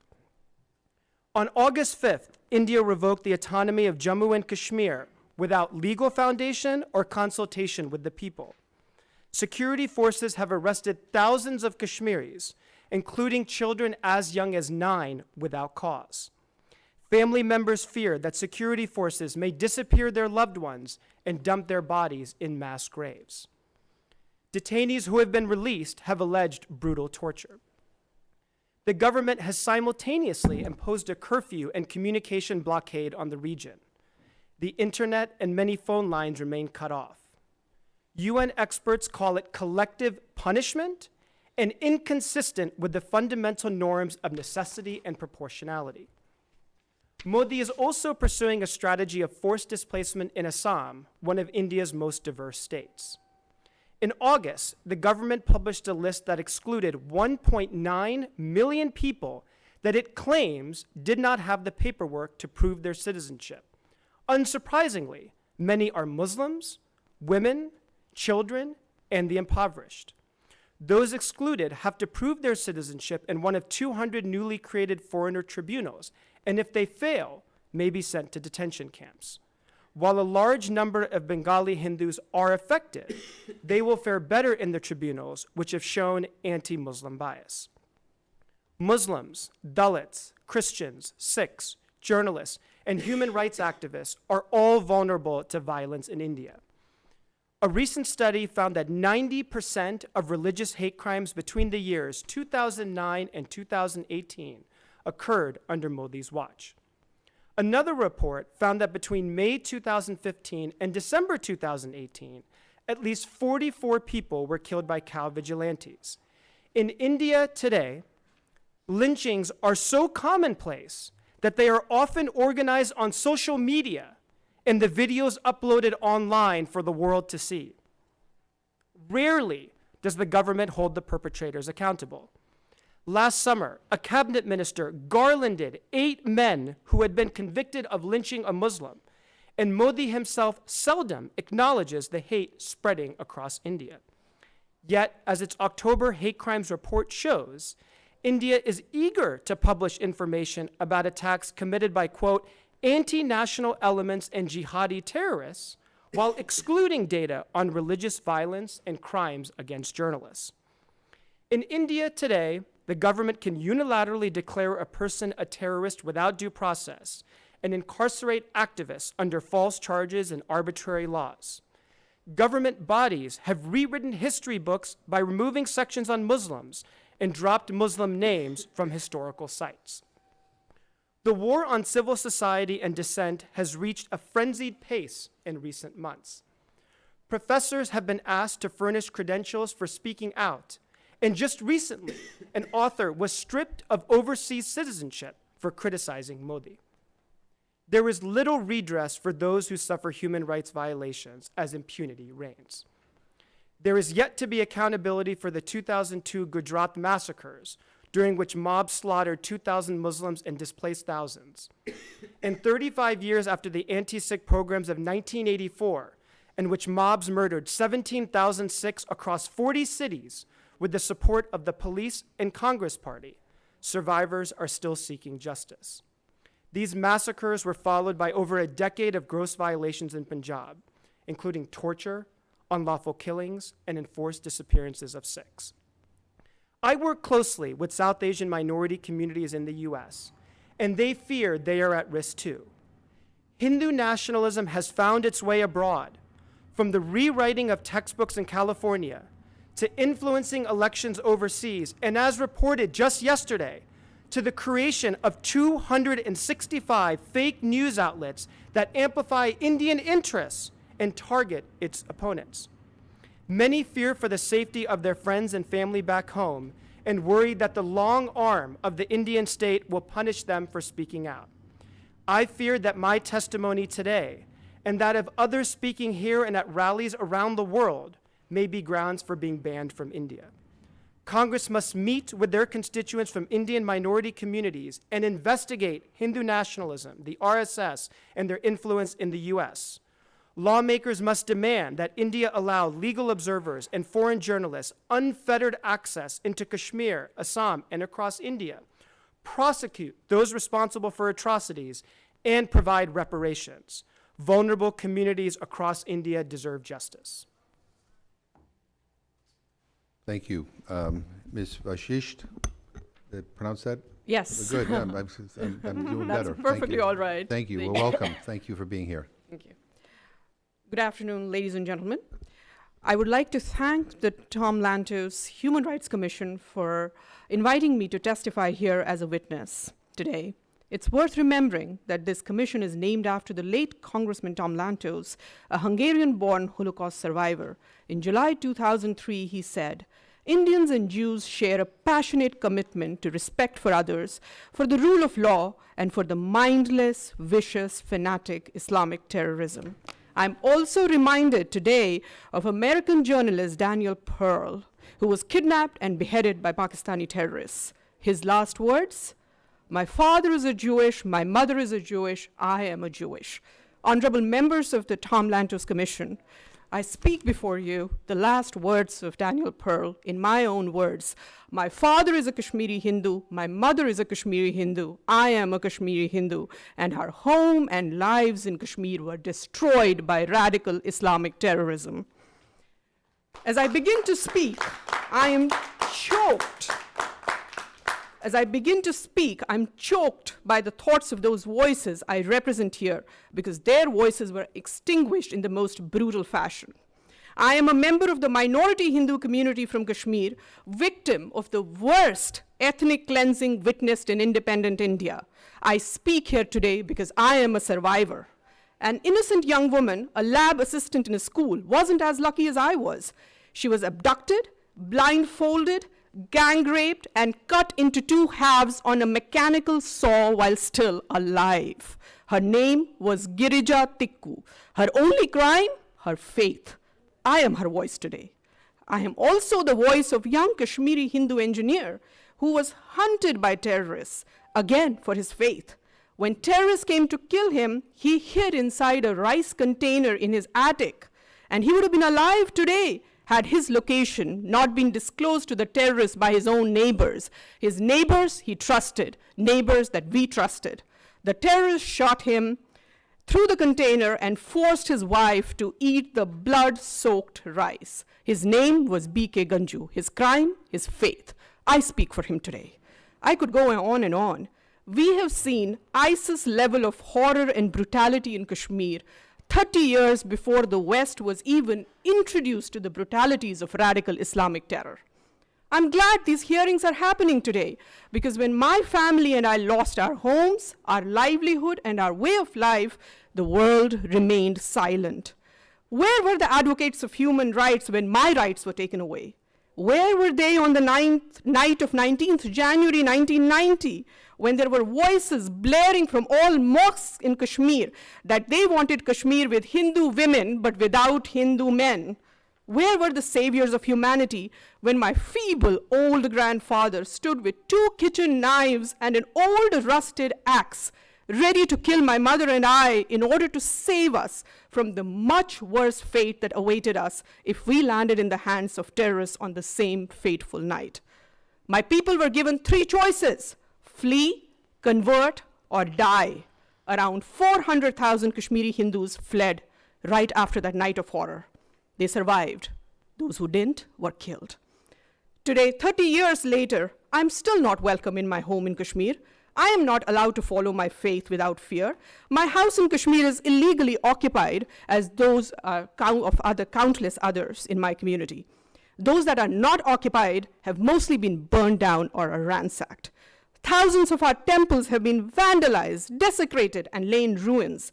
Every effort has been made to eradicate Hinduism from Kashmir. Today, Kashmir is home to only one religion. This is by design and is the ultimate violation of human rights. Diversity and acceptance of different views are not the norm in today's Kashmir. It's not just Hindus that have been ethnically cleansed. Sikhs have been massacred. A fatwa was announced against Christian schools in Kashmir, accusing them of luring Muslims to Christianity. What human rights are we talking about when all minorities have either been driven out or silenced? An Islamist state of Kashmir where other religions are not welcome and tolerance of any other viewpoint is absent is no citadel of human rights. This is the society that is being created by Kashmir by those who are talking about human rights. Terrorism, ladies and gentlemen, is the ultimate opponent of human rights. Human rights cannot and should not take precedence over human life. Everyone who stands for freedom, liberty, and right to life should worry about radicalization that fuels terror.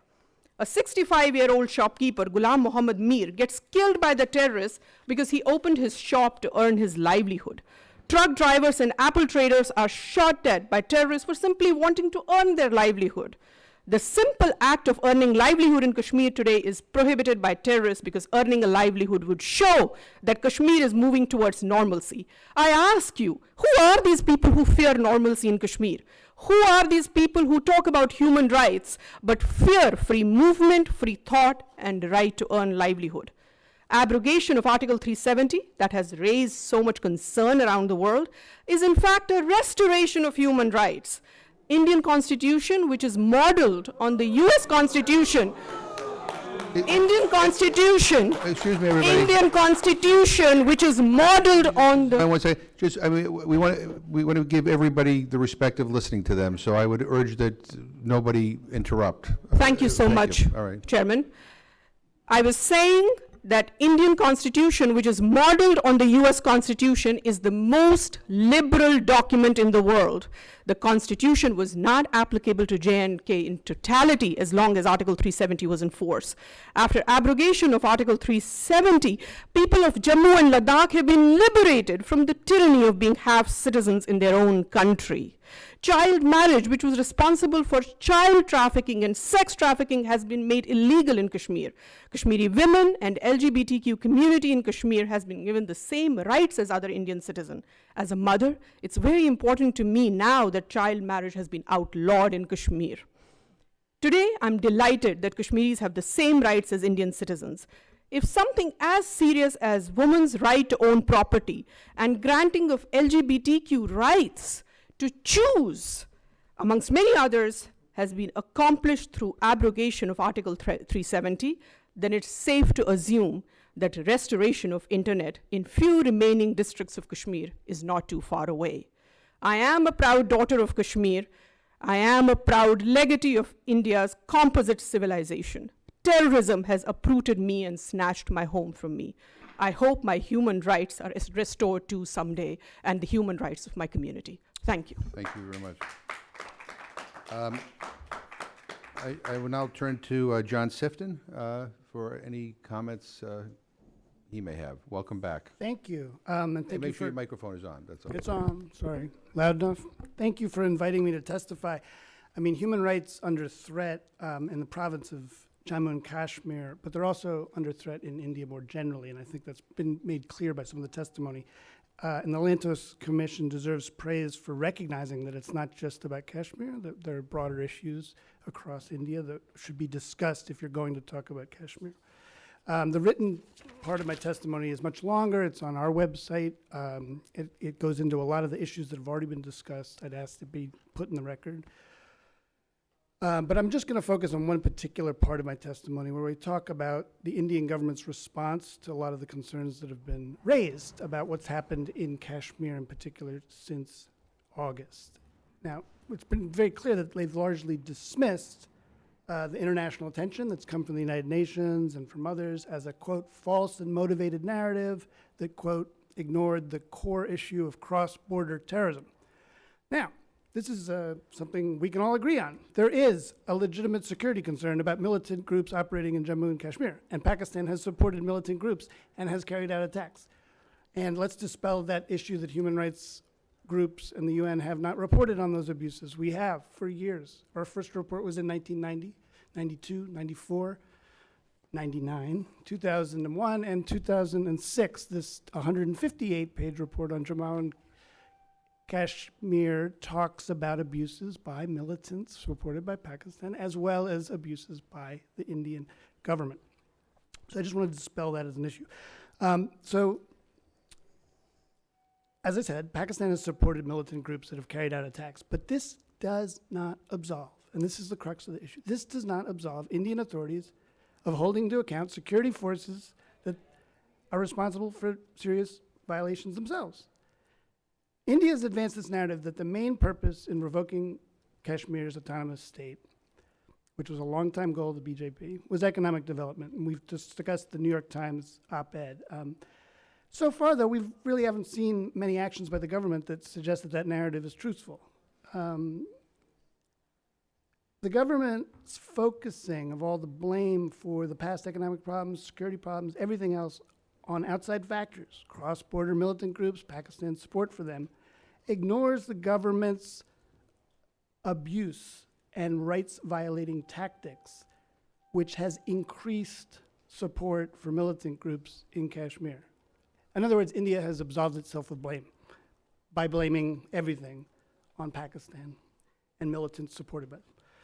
And that's the crux of the problem. Until the Indian government acknowledges and addresses how their own abuses have fueled this situation, along with the abuses and actions of Pakistan, all these problems are going to endure. All of them are going to endure. And this is where I think Congress can act.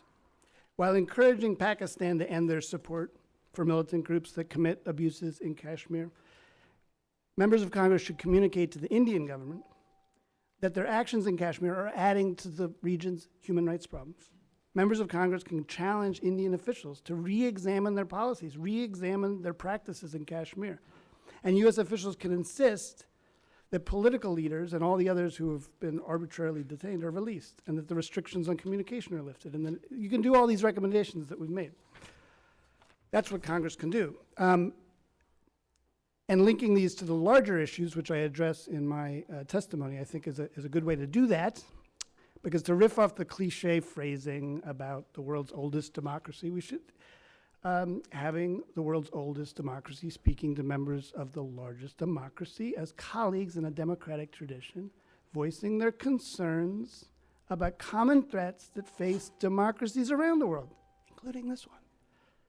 Overwrought nationalism that demonizes minorities or critics or journalists, xenophobic rhetoric, and the relentless blaming of outsiders. Now, last issue I want to, and the written testimony goes on, I hope it's introduced into the record, but to address something that Representative Lee and Representative Jayapal asked about information coming out, and the last witness in the previous panel had spoken about how not a lot of information is coming out. Now, I agree that we need to open it up. They need to let in journalists, let in diplomats, let in the UN. We'll get to that. But it's not true that no information is coming out. Information is coming out. So we can't let the Indian narrative of you don't know what's going on because you don't know what's going on gain the upper hand. We do know what's going on. We know that thousands were detained in August, and somewhere around 1,000 remain detained. We know the government failed to articulate a legal justification in most cases for that detention. We know the internet is not available. We know that the mobile service that is restored doesn't carry data, so you can't have web-based apps or anything like that. At most, you can make a telephone call, and often you can't. But we know, more importantly, that because of that, as a result of all that, people can't do a lot of things. They can't email, and business people can't send orders or invoices and send money if they need a web-based app to do that. A doctor can't send an X-ray as an attachment to an email because he can't send emails. So this broad internet blackout is having extraordinary effects, not just on freedom of expression, freedom of assembly, but on freedom of health, freedom of work, freedom to be educated. All of the rights that are articulated in the Universal Declaration of Human Rights, or almost all of them, are affected by this internet blackout because the internet is such a component part of how humans live in this day. And lastly, we know that cases have been filed in the Supreme Court challenging all of this, challenging the revocation of the status, challenging the internet ban. We know that habeas cases have been filed in the High Court in Jammu and Kashmir, and other cases in the Supreme Court challenging the authority for the detention. And we know that quite likely there are cases pending that raise the detention of so many of the people who were arrested in August. Last thing I wanted to say was that earlier the UN High Commissioner for Human Rights report was mentioned and the recommendations in it.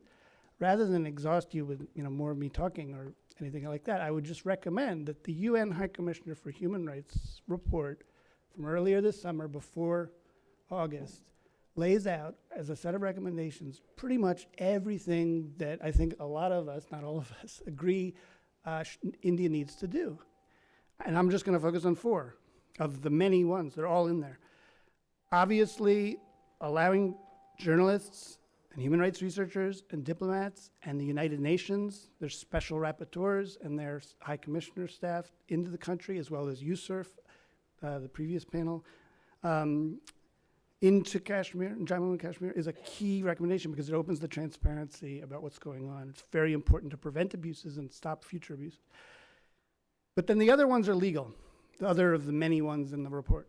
And one is the repeal of the PSA, which is this highly problematic law that India just has to get rid of. And then lastly, the repeal of a law that has been not discussed as much on this panel, which is the Armed Forces Special Powers Act, which remains this law that essentially gives effective immunity to the Indian military in Jammu and Kashmir. Basically, to put it in a nutshell, you can't prosecute an Indian government personnel, military personnel without their permission, which effectively gives the military veto power over any investigation or effort to hold people accountable for any type of abuse, not even a minor abuse. So until this law is scrapped or overruled as unconstitutional by the Supreme Court, you're going to have the impunity, which again, to go back to the reports that I mentioned that we wrote in 1989 and 90 and 92, has been the feature all along. The impunity that allows the forces to continue committing abuses in this region and in others, and which fuels the militancy. Again, not blaming India alone. Pakistan is to blame, and the militant groups that they are supporting. But the impunity and the abuses are also fueling the conflict. And until India comes to terms with that, we're going to see this just keep going on. Thank you.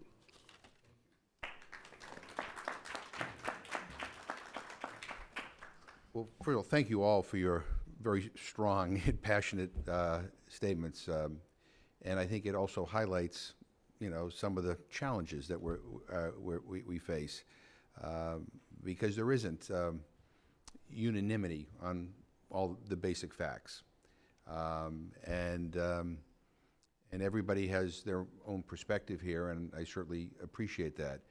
But I'm wondering whether there are some things that we could all agree on, that I think could help mightily in, and maybe addressing some of the concerns that were raised here. For example, I mean, I mentioned this opening my statement. Mr. Sifter just mentioned again. I mean, do we all agree that journalists and independent human rights observers should be allowed into Kashmir? Is there? I mean, yeah, okay, yeah, absolutely, yeah. I'm sorry. True. Journalists are already allowed. How are all the reports coming here? How are That's people not reading true. the news? That's absolutely How are not all the true. reports coming here? Well, Foreign journalists are not allowed, Right, well, but foreign, yeah, NY well, I guess. journalists are allowed. Okay, well, Only Well, I mean, state-run I- media That's not does. true. That's not true. Well, I mean, lot maybe- of critical reports have been coming out. That's The critical 100% reports not would true. not- It's only state-run 100% media critical- journalists. It's not 100% independent critical journalists. reports have been You're written. totally wrong. I don't have a gavel here, but I have a pen. But I guess maybe I should add the word international journalists and observers, Yes. whether they should be allowed Thank to you. come in. Thank you. No. Indian journalists are allowed. Yeah, right. I mean, does anybody have an objection if international journalists and independent human rights organizations were let into Kashmir? We'd love that. Yeah. The UN Special Rapporteur for Freedom of Expression, David Kay, made a request last year to visit the country and Jammu and Kashmir. He also made a request to visit Pakistan. Both countries have denied him. Both countries should let him in. Right. So, I mean, Who is going to be responsible for the safety of international journalists when they go to Kashmir? well, you know what? I mean, I think international. Who is going to be responsible? You should ask international journalists. Right, International absolutely, journalists go to Syria. Right. They go across the world. It's on them. Yeah. And so I very much trust I think- international journalists and their institutions to protect So their I safety. think I think we're all in agreement that international journalists should be allowed in. We all in agreement that the UN should be allowed in. Yes. All right. So, all right, there's agreement on two things right there, because I think that would go a long way in helping clarify some of the basic issues, number one. Number two, I mean, you know, Ms. Jackson-Lee mentioned this earlier, and I mentioned it when I spoke. I mean, I represent a vibrant Indian-American community. I represent a vibrant Pakistani-American community, and we have constituents that are concerned about their relatives, you know, who are in Kashmir, and, you know, could we all agree that the remaining restrictions on the internet and other forms of communication should be lifted? I mean, Yes, yes, as a, 100%. I mean, so is it, I mean, so is it, I mean, I think those are two issues that are, you know, somewhat contentious right now that we're all in agreement on. I mean, because the bottom line is, you know, I mean, again, in my district, I mean, I mean, some of the most compassionate and you know, magnanimous and wonderful people fall into these communities, and I mean, the most tolerant are in my district. I'm sure Sheila will say the same thing about the Indian American and Pakistani American communities in her district, and you know, and but you know what? But there is dispute over basic facts. And I think, you know, allowing international journalists, allowing the UN, allowing independent human rights organizations to go in, I think that helps, you know, helps clarify things in a way that people have confidence in what everybody is saying. You know, this is for Haley or John. I mean, for the record, I mean, can you please remind us of the obligations under international law that India and Pakistan have to victims of human rights violations who are under their jurisdiction, including victims of forced displacement? Okay, I'll go first. Yeah. Well, first on freedom of expression, because it's actually shouldn't really be controversial. A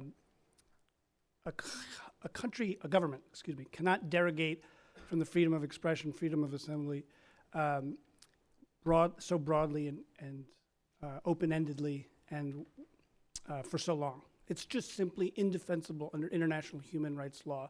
And don't take my word for it, take their word for it. The Human Rights Committee that enforces the International Covenant on Civil and Political Rights has a very clear article, a very clear general comment about how freedom of expression works that makes it very clear that when you do a kill switch approach where you shut off mobile data, even if you leave the phones on, if you cut off the internet in that way, you are violating international human rights law. So it's just not a question here. You can impose short-time shutdowns in certain circumstances. You can narrowly tailor restrictions. You can do a lot of things, but you can't do what they've done. So I wanted to be clear about that. As far as detention goes, you know, it's a standard principle of international human rights law that you can't detain somebody without due process, except in wartime, which is not applicable here. The international humanitarian law, the laws of war, do not apply for the ordinary situations in Jammu and Kashmir. So and even if they did, there are rules about that too. You cannot just simply detain so many people without bringing them before a court and explaining the circumstances and the legal justifications of their detention. And I think those are the two most important principles in place here. I mentioned, of course, that a lot of other human rights principles get affected by the restrictions, from the right to health to on, but those are the two pillars of what needs to be addressed right now. Dr. Dushinsky, do you want to? Yeah, I'll just make two quick comments. First of all, I'll just make the comment that these kinds of cycles of arbitrary and undocumented and illegal detention, also cycling through with preventive detention that we're seeing really escalating during this current period of crisis. These actually aren't new or recent developments in Kashmir, and this has been the way that the criminal justice system has been operating in Kashmir for some time. So it's been an issue of like longstanding concern for human rights activists and for scholars in the area. And also just on the topic of the scope of India's international obligations, India has not ratified the Convention Against Torture or the International Convention for the Protection of All Persons from Enforced Disappearance. This is something that has come up in India's last 3 Universal Periodic Reviews. Its next UPR is coming up in a couple of years.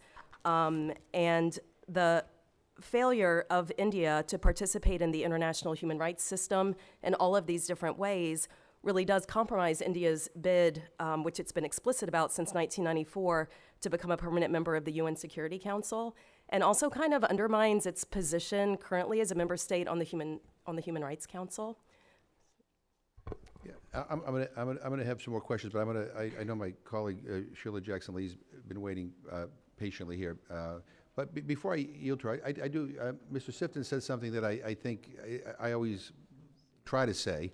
You know, when we're doing human rights hearings in this commission, and that is, you know, when we talk about human rights, you know, especially members of Congress, we need to remind ourselves it isn't always about somebody else. I mean, in our own country, it has been engaged in practices over the years that, quite frankly, deserve to be condemned, and sometimes we were slow in condemning them. And I think you know, but having said that, I mean, part of our job, and I think all of our jobs here, is to constantly be asking us and others to do better. I mean, I believe in the Universal Declaration of Human Rights, and every time my government behaves in a way that I think undermines that, I feel sad. I feel like we've let our citizens down and we've let the world down. And when I think of, you know, what's happening, you know, in the areas that we're talking about here today, you know, I think we all, you know, genuinely, you know, are grateful to the many contributions of Pakistan and India, and there's so much that we admire and respect, and yet, you know, when we talk about some of the cases that have been mentioned here today, it's disheartening, and we need to figure out how we move on, and not just kind of dig in on either side. I mean, there has to be some common ground. When I was in college, I worked for George McGovern, no relation. He had a great last name. Yes. But you know, one of the things he always used to say is you don't have to agree on everything to agree on something. Right. And we got to find those somethings. And it seems like we all agree that, you know, international observers and international journalists should be able to come in and see these areas. And I think that's, you know, that's important, and that the restrictions on the internet and other forms of communication should be lifted. That would go a long way to easing the concerns that a lot of our constituents have who can't get a hold of their loved ones. And those seem like those aren't huge asks, but they seem to be reasonable, and I think they can help move us maybe in a direction where we can find even more to agree on. But let me yield to my colleague from Texas, Sheila Jackson Lee. Chairman, thank you so very much. And let me echo, first of all, I note that Tom Lantos was quoted and or noted, and I have been on this commission during the lifetime of Tom Lantos. And so I know the spirit, as my colleague, Ms. McGovern, as well. I know that his spirit is one that wants to seek not the word compromise, but wants to seek the pathway forward and the decency to respect the views of the many people that are in this room. But I echo the words of Mr. McGovern in the vibrancy of Pakistani community and the Indian community in our respective territories. And it is always tough when you are drawn to ignore one side or the other. But what I will say is not only for journalists and human rights groups that would be able to respond to the facts that have been put forward, none of which I will deny. Because I have family members who have indicated, why do you want to insist that the internet be blocked? Why do you not provide information about people who are in fact ill or cannot get word back to their loved ones? Why would you want that to be the case? You wouldn't want that to be the case from New York to LA to Houston to Chicago and beyond. As a person in an African American skin, it would be living in what is, in many instances, an imperfect America, but an America that has the best values of any nation around, to immediately have a fiat and say that no African American can ever vote again in the United States in 2019. And so it is on the basis of who I am. If there is a pathway to do the basics, why not do the basics? And might I add, why not allow members of the United States Congress to visit both parts of Jammu and Kashmir? A visit that I intend and want to do. So let me just ask this question. I'm going to ask it of the two individuals sitting right next to each other. And I want to thank you for your testimony. I would like to, and let us not forget that the comments have been around all religious minorities. And I think that all of us who are here in this country, who live alongside of different religious minorities and others, and give them the respect that they deserve. I just was in the midst of burying an outstanding deputy sheriff, Sadim Diwali, in Houston, Texas. We mourned him. He was not my faith, but his spirit and his actions and his love of all the community deserved our respect. And so to you, Mr.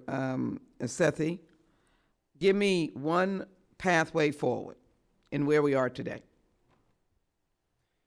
For me, the pathway forward must be rooted in human rights.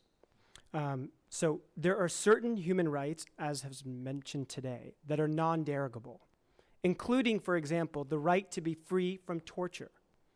And yet we know today from international journalists who have gone into Kashmir, from local journalists, from community activists, that children are being tortured in Kashmir. So that's the first principle, right? Certain human rights are sacrosanct. Who are the actors that are doing that? Indian armed forces. Indian armed forces are torturing children in Kashmir today, right? And there is plenty of evidence that I would be happy to submit as a appendix to my testimony today. Second, we need to understand that another principle of human rights law is that collective punishment, right, is something that we can never tolerate. And so when you look at the communication blackout, right, when you look at something like the PSA, the Public Safety Act, right, these are forms of collective punishment. They don't require any type of due process. They don't require any type of cause, right? These are at-large mass attempts to silence an entire community, including, for example, Sikhs, right? So I want to be very clear here. My colleague mentioned the plight of Sikhs in Kashmir. I will tell you, I know Sikhs in Kashmir. I know Sikhs who are part of the diaspora here in the United States.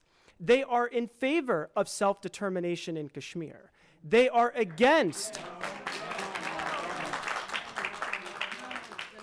They After the massacre of Chatti Singhpura, Madam, I will give you an opportunity. And I'd appreciate if you'd wrap up the Sure, pathway absolutely. forward. I got the human rights. Yeah, so non-derogable, no collective punishment. And then finally, understanding that any imposition into civil and human rights must be necessary and proportionate, right? So I think there are a few core principles of human rights law that India has in large scale abandoned, and that's why we're in the situation we are today. Let me thank you, and Ms. Bashish, thank you so very much. I was almost there. Thank you. Almost. Would you give us your path forward? And let me just say this as I ask your question, ask you to answer. And, Mr. Chairman, I ask unanimous consent to put in letters that I have submitted to President Trump, Secretary Pompeo on this very issue, and to Prime Minister Modi. Without I would objection. ask that you would do so. Let me, as I indicate that I have also, as the co-chair, founder of the Pakistan Caucus and a member of the Indian Caucus, I have spoken as well to leaders in Pakistan. The issue, before you even speak, as we're speaking around it, that the power of Indian Americans, Pakistani Americans, is mighty. You are a powerful contingent. And that means that rather than walk away, there should be encouragement for these two distinctive and recent, one re-elected, one elected heads of state to engage. And I understand that the Prime Minister of Pakistan was interested in engaging. So I'm going to put that on the table because that's something, the pathway forward in the exercise of human rights. Who can say that? And then I would say to my friends, I do not doubt that there are terrorists, but we cannot take, no one condones that. I will stand against that at every moment. We don't condone that. But we can't take the broad brush and say that that now disallows us from speaking about human rights in 2019. So what is your path forward? Thank you so much, Congresswoman. It breaks my heart that my colleague talks about Sikhs but did not mention Chitti Singhpura massacre. That was the massacre that happened around the time President Clinton visited India. 35 Sikhs, if I were massacred. Why did he not mention that? You know why? Because that would go against his agenda. That is why he did not mention that. I do not think there is any evidence available that Sikhs are looking for self-determination outside of Indian constitution. I travel to India all the time. I talk to Sikhs all the time. I talk to other minorities in Kashmir. None of them have indicated to me that they are looking for self-determination. Let me say that is in dispute, and would you give me a path forward, please? Yes. The path forward is we are dealing with Islamist terror in Kashmir. We have to be cognizant of this fact. Why is it that nobody on this panel except me talked about Islamist terror? Is Islamist terror a figment of my imagination? Well, no, it isn't. How many people have been killed by terrorists? Since August 5, not one person has been killed by security forces. All deaths have happened because of the terrorists trained by Pakistan. Why is it that nobody has mentioned this? We have mentioned, this double-speak, Congresswoman, this double-speak is not helping India when they are combating terrorists. But you are on the record, and you're speaking about it, and we're giving you the forum. So it is in the record. Thank you. But it's such a lopsided panel, but I'm thankful. You should take heart of that. Let me do this before my time is yielded. Let me can you give me a sentence of a path forward, please? The sentence of the path forward is we have to assist India in eradicating Islamist terror, radical Islamist terror. That is when the human rights situation will be possible. India has the greatest example of Punjab, where they dealt with Pakistani bread terror Thank you, Madam. Mr. McGovern, just you me just yes. one moment. I thank you so very much, Madam. As a member of the Homeland Security Committee, we have been dealing with the idea of or the issue of terrorists for a very long time. I have come to understand, however, that to label a country with the acts of those who no one agrees with is a dangerous phenomenon. So I think the path But we cannot deny that Osama bin Laden was found in Pakistan. Can we deny that? I think the path forward should be that all of us against terrorists, and we stand with you, and we stand with those who want the human rights dignity. I do not deny you, and I cannot deny them. Thank you. Thank you, Congressman. Congressman. Just one word from this gentleman here, Mr. Sifton, and you have heard two individuals, and let me thank you to the panelists. I am not ignoring you at all. Thank you for your work. I'll be reading it extensively.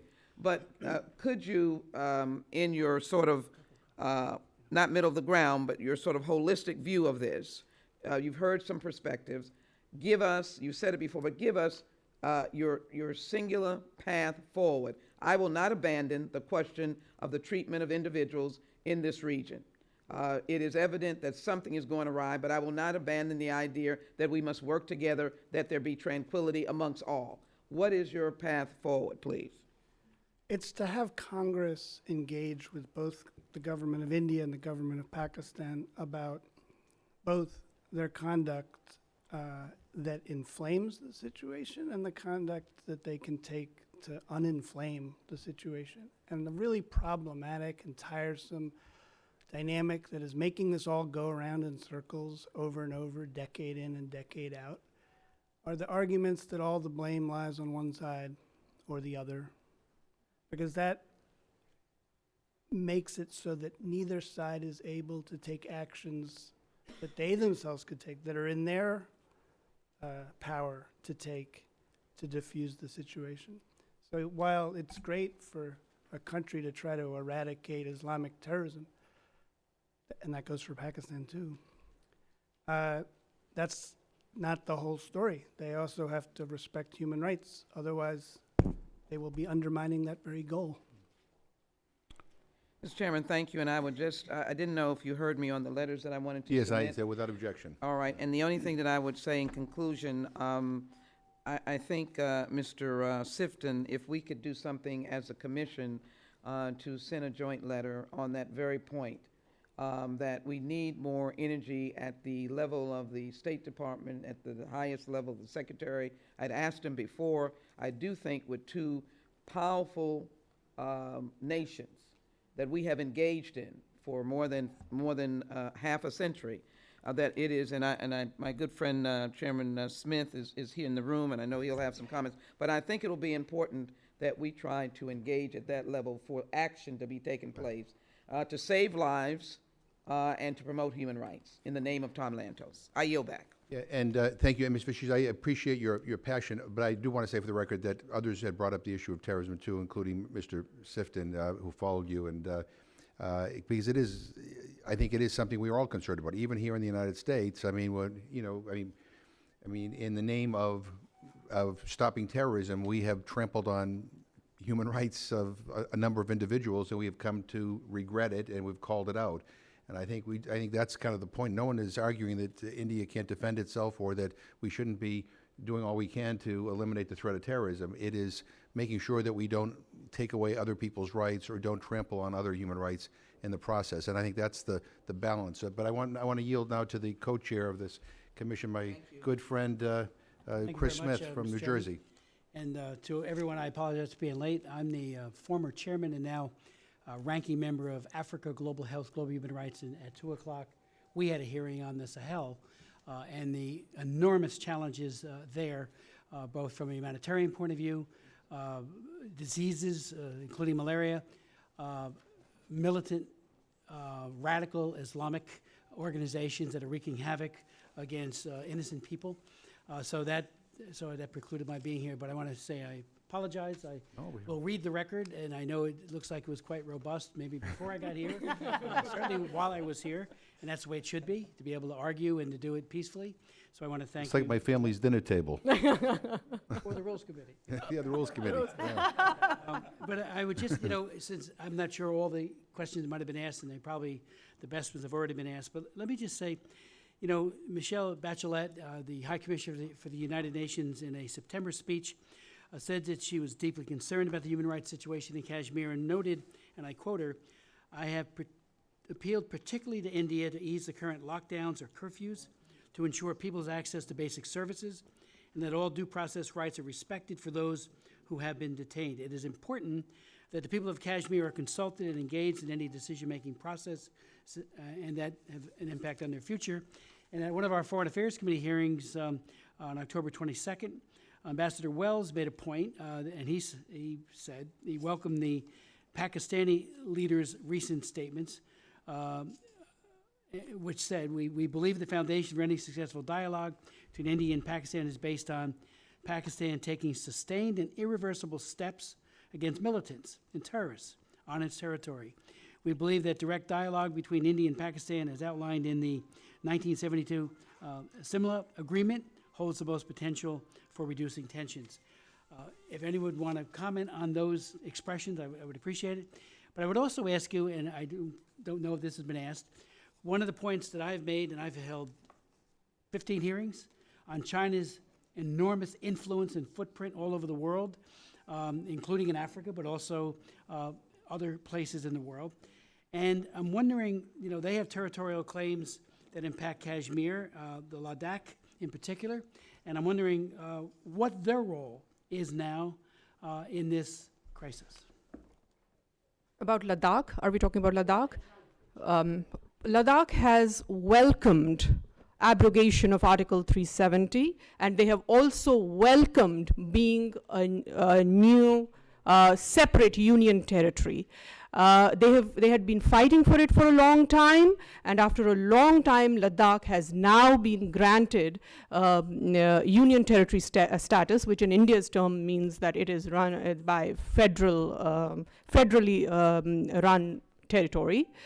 And beyond that, I think I have not seen any other issues about Article 370 at all in Ladakh at all. I mean, they've been actually granted what they wanted. May I add to that, please? Make sure your mic's on, yeah. Yes, my mic is on. I'm Good. also very loud.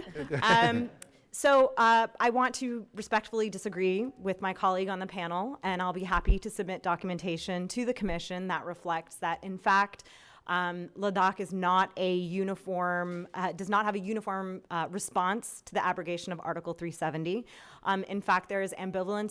Some members, some people from Ladakh are happy about the abrogation. They want to be part of Union territory. But what the actual effect of the abrogation is very alarming to them. So while they may have wanted to have a further alliance with India, the ecological and demographic implications of the abrogation are very alarming for some people. So it's certainly not a uniform picture. And then there was a question that you asked before about our comments on some of the different agreements with respect to Kashmir. And what I would say is this: I think what they reinforce is that this is an international issue. This is not an internal affair for India. But what I would say in 2019 is that if we proceed with the Kashmir dispute as a bilateral issue between India and Pakistan, 15 years later, somebody else is going to be here sitting at this table talking about human rights violations in Kashmir.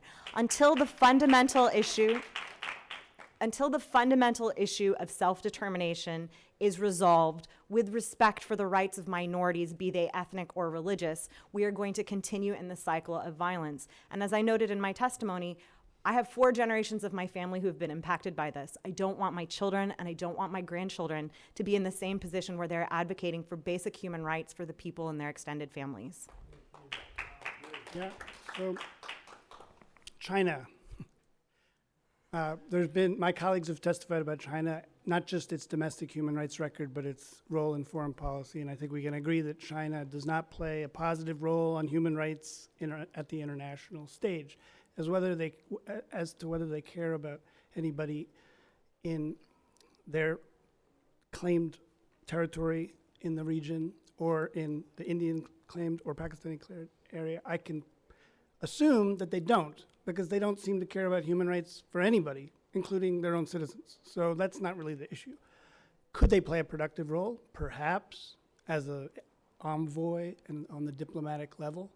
But honestly, if you wanted to enlist an ally in raising these issues as members of Congress, I would look to the European Union and the members of ASEAN and other regional fora to help internationalize these issues, because for too long, India has, especially India, but sometimes Pakistan, has demanded that this be considered either a domestic or a bilateral issue, and it hasn't gotten us anywhere.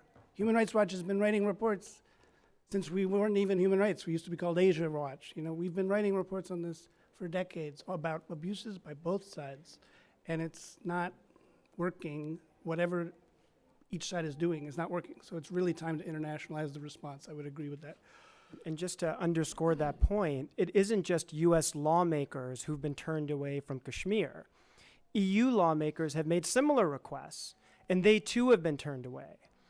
There is a growing international consensus that Kashmir is absolutely an international issue. Human rights observers and journalists from across the world should be allowed admission. I think Kashmir absolutely should be an international issue, because Kashmir is primarily an issue of terrorism. So all terrorism should be international issue. I agree with that. I think everyone should talk about Kashmir. You, me, everyone, because that is where the fountainhead of terrorism in Asia is. And we need to eradicate that before we can even talk about human rights. Just really quickly, I don't think there's a single report that I've ever seen or any type of documentation that would ever say that somehow the greatest threat of Islamic violent extremism somehow originates in Kashmir. I think there's absolutely no foundation for that belief. If I could? Dangerous place in the world. How are we saying that we have not read reports about Kashmir I- being dangerous? It's on testimony. You must know. President Clinton has called it the most dangerous place in the world. If I could ask John Sifton, what do you say about that? Sorry. Because, John will know, he's been before hearings I've had in the past, and I remember when it was Asia Watch. But what do you say? I mean, look, outside of human rights in particular, obviously, whenever there's a geopolitical dispute between two nuclear-armed countries, that makes it an international concern and a potential threat to international peace and security, which gives the United Nations Security Council jurisdiction under its Chapter 7 powers. China could stand aside, to answer your question, and allow consideration, more consideration at the Security Council level. But again, if you really want allies on the human rights issues, again, I would say the EU and other concerned states, because I think what the Indian government is dealing with here back in Delhi is, I think their Ministry of Foreign Affairs knows that this hearing is going on and that there's concern, and that the UN High Commissioner for Human Rights is concerned. But I'm not sure that just because the Ministry of Foreign Affairs knows there's this international attention, that the Prime Minister's office knows it in all of its fullness. Because he came here, he was greeted quite warmly by some members of Congress, some members of the U.S. government. And it may be that the sort of bubble of that is not allowing him or his advisors to see the full scope of the international concern. So anything you can do to work together with other countries, other parliamentarians, to get through to the Indian government is going to help. Because again, you're not going to fix any of this unless you start acknowledging that there are problems. So if India continues to say, we don't have a problem, we just have to stamp out Islamic terrorism, they're not going to solve the problem. Because they've been doing that for 25 years and it hasn't worked. Mr. Chairman, thank you very much. And again, I apologize for being late. I will look forward to reading your statements. It's amazing you go from one part of the world to the other, and there's just so much tragedy and sadness. At the end of the day, it's all preventable. If goodwill exists and people are willing to talk, dialogue, think better things can happen. And having just left the Sahel hearing, it's very troubling. But as you probably know, the chairman and I are also we serve on the China Commission. He's chairman. I'm ranking member. I used to be chairman. We're doing a great job, I think, together at our staffs. And we are concerned about China and its undue influence, very negative influence globally, everywhere. That's why I was asking what role they might be playing, positively or negatively. So They always play a negative role. look what they're doing to the look what they're doing to the Uyghurs. I mean, it's concentration camps, Right. and we've had hearings on that, as the chairman knows so well. Thank you. Yield back. Thank you very much. Thanks for. I'm at a loss. Let me do this. Let me say a few closing remarks. Then I want to give everybody an opportunity to say whatever they want to say, whatever we've not asked here. But let me say this before I yield to you for your final words. Look, we're here because we are genuinely concerned about the human rights situation in Kashmir, and we're here because we have constituents who are, our friends, who, people who we care deeply about, who have relatives who they can't get a hold of, who are deeply concerned about their health and their well-being, and if any of us, as has already been mentioned, we have family members in dangerous places, and we worry about them all the time, and to not be able to get a hold of them is particularly difficult. Yes, we have not been able to get international journalists and the UN into Kashmir. We have not been able to get U.S. senators into Kashmir. I hope that changes.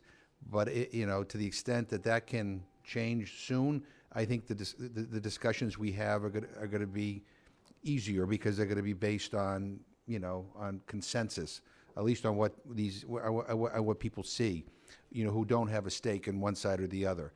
But look, the situation is of deep concern, and our interest in this issue is not going to go away. And again, we can get into this cycle of blaming this or blaming that, but then never getting to the point of where we're actually doing anything constructive to address people's human rights challenges or to address the hardships that people are going through. And we got to figure out how to get beyond that. The UN High Commissioner's Office has made some really good recommendations. We've put them into the record here. I mean, I hope India takes them seriously. We should have a discussion. I mean, they should be engaged with the UN talking about these things. And I think to the extent that people get a false impression based on the lack of attention to human rights issues by some in our government right now, please know that there's bipartisan concern about this. I mean, Chris Smith left. I mean, he's a conservative, I'm a Republican, I'm a liberal Democrat. We can sometimes not agree on what to have for lunch. But when it comes to upholding people's rights, protecting religious freedom, protecting the dignity of people, no matter where they are, we're in sync. So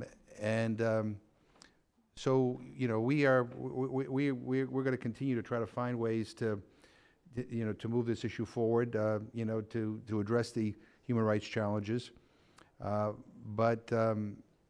I don't say this is not a threat. It's just, I mean, we are genuinely concerned. We're not going to go away on this issue. And I think for everybody here, despite the differences of kind of approaches and opinions, I mean, I think we all want to see the human rights challenges addressed. We all want to see people's rights respected. I hope we all do anyway, but that's what I believe anyway. So so I know people feel strongly, and we heard the passions here today. But I want you to know I appreciate each and every one of you being here. And so I will now yield to you to say whatever you think you should say for the record, or whatever we didn't ask, or any recommendations you have, or whatever you want. So I don't know who wants to go for it. Not in the audience, on the table here.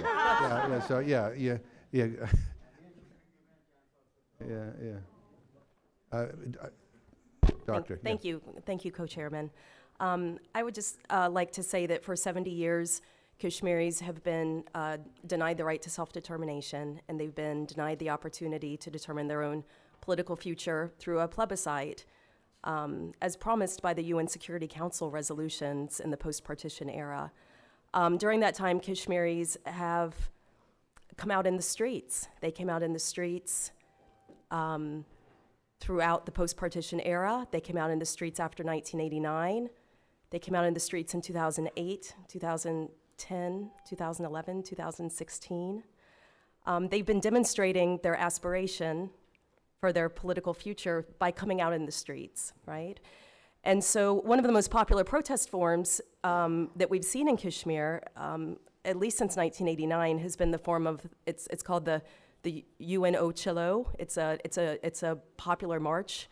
Thousands of people come in the streets and march to the headquarters of the UN Military Observer Group in Kashmir and take memos and petitions, right, articulating their demand for the right to determine their own political future. The Kashmir issue has always been internationalized, right? And the UN has this very, very important kind of place in Kashmiri political identity and political consciousness and political imagination. That's because Kashmir is an international dispute, and it always has been, and it continues to be to this day. The UN Office of the High Commissioner for Human Rights began expressing serious concern after India's use of excessive force through pellet-firing shotguns against innocent protesters, unarmed protesters in 2016 especially, started requesting access for monitors at that time, which led to the publication of the reports that we're talking about in 2018 and 2019. Those reports mark the international character of the Kashmir dispute, and they have been heartening, right? The international attention that has been paid to Kashmir since 2016, since 2018, and today with this hearing. Like, this is heartening that the international community is recognizing the international nature of the dispute. We've been talking about the recommendations in those reports, and many of the recommendations are very, very important. One of the recommendations that I'd just like to highlight in closing is the recommendation, it's the only recommendation that the Office of the High Commissioner makes to the Human Rights Council, and that is recommending the establishment of a commission of inquiry that would cover the human rights situation on both sides of the line of control, in Indian-controlled Kashmir and in Pakistan-controlled Kashmir.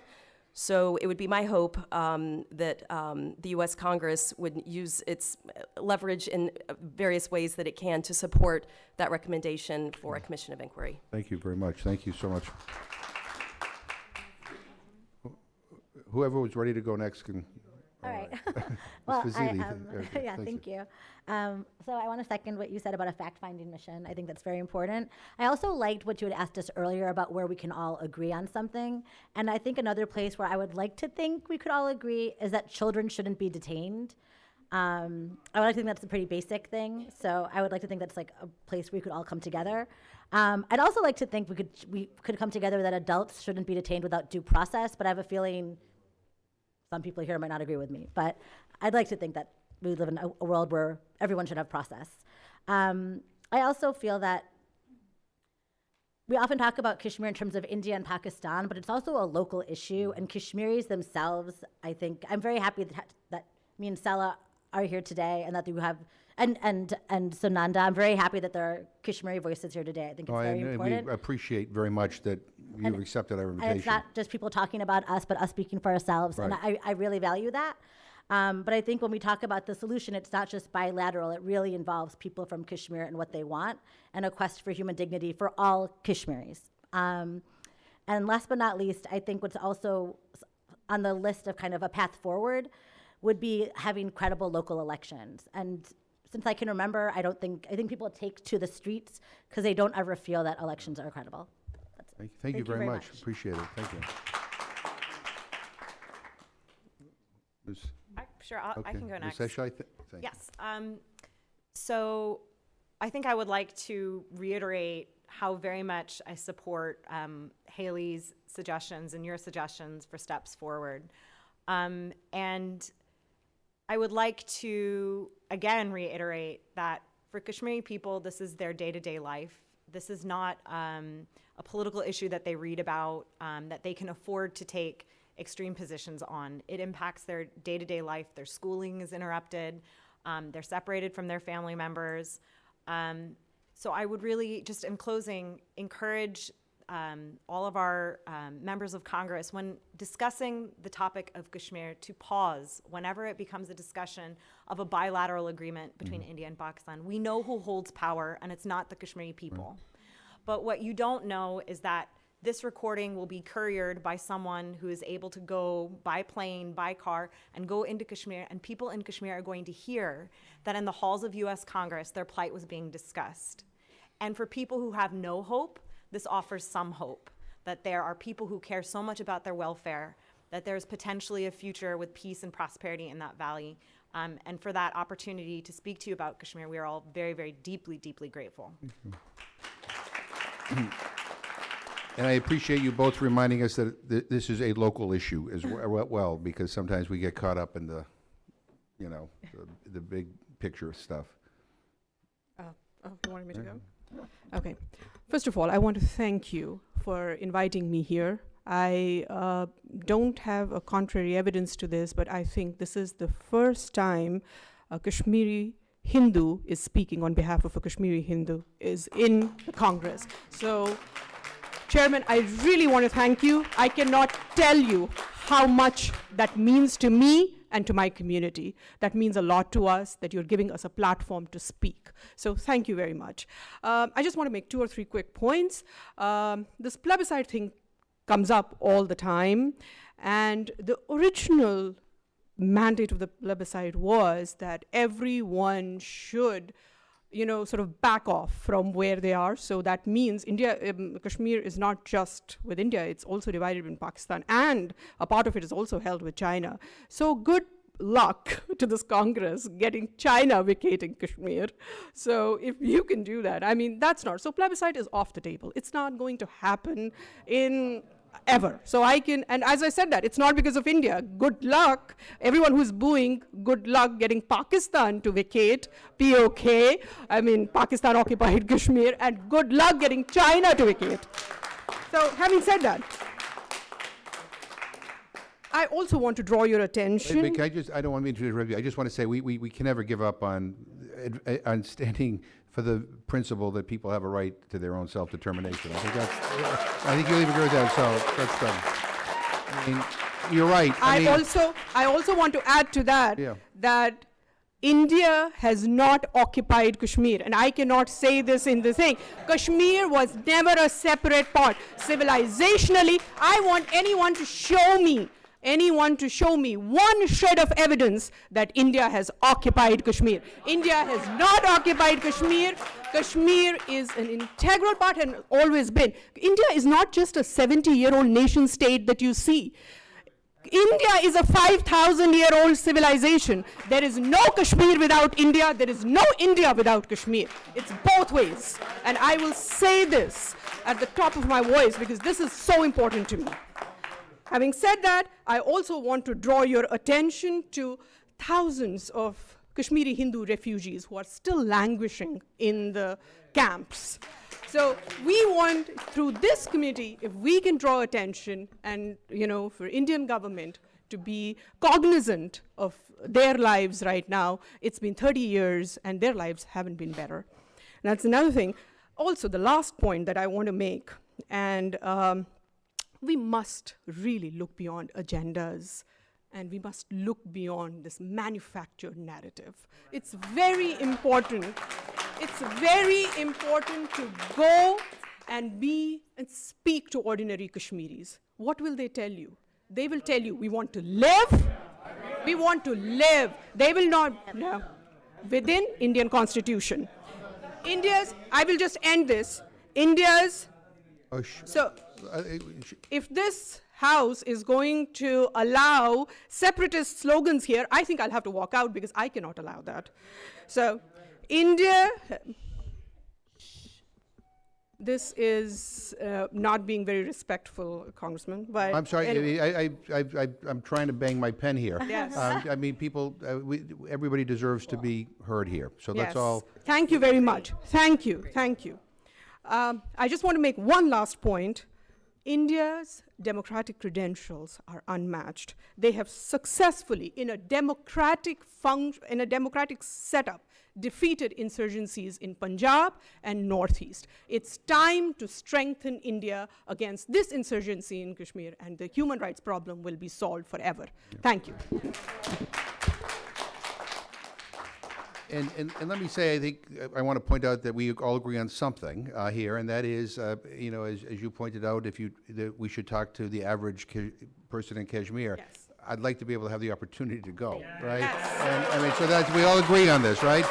Very soon. And I think that's important. I think it's coming very soon. Okay, all right. Well, I hope it will happen very soon. Who wants to go next? I think we can end with Arjun. Yeah. So I apologize if I was, as non-Kashmiri, non-Indian, if I was speaking for other people. But one of the great things about working for Human Rights Watch is you don't need to worry about speaking for other people because you're just speaking for humans. It's human rights for Kashmiris, Indians, Pakistanis, Muslims, Christians, Hindus, Sikhs. So that's what I meant to be doing.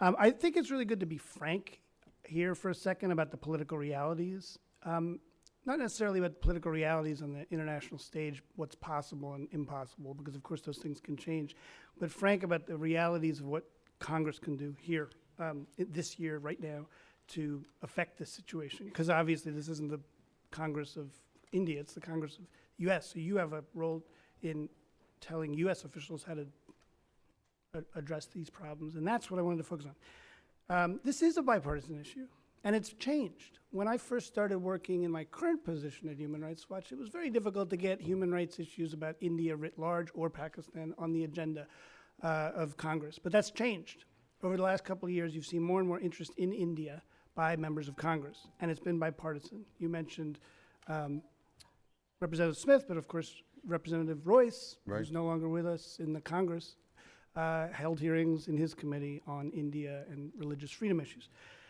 And it goes to Pakistan too. Pakistan catches a lot of grief and criticism bipartisanly by Congress. So what helps, I think, is when Congress uses its own voice with the Indian government, whether it's in codels or staff dels or in talking to the embassy here, to get the message to India, to the government of India, that their old game, that they can sort of lobby their way out of everything, which many governments are guilty of this. They think they can just pay enough lobbyists or work enough of their constituents to get Congress off their back. It's not going to work. It's just not going to work.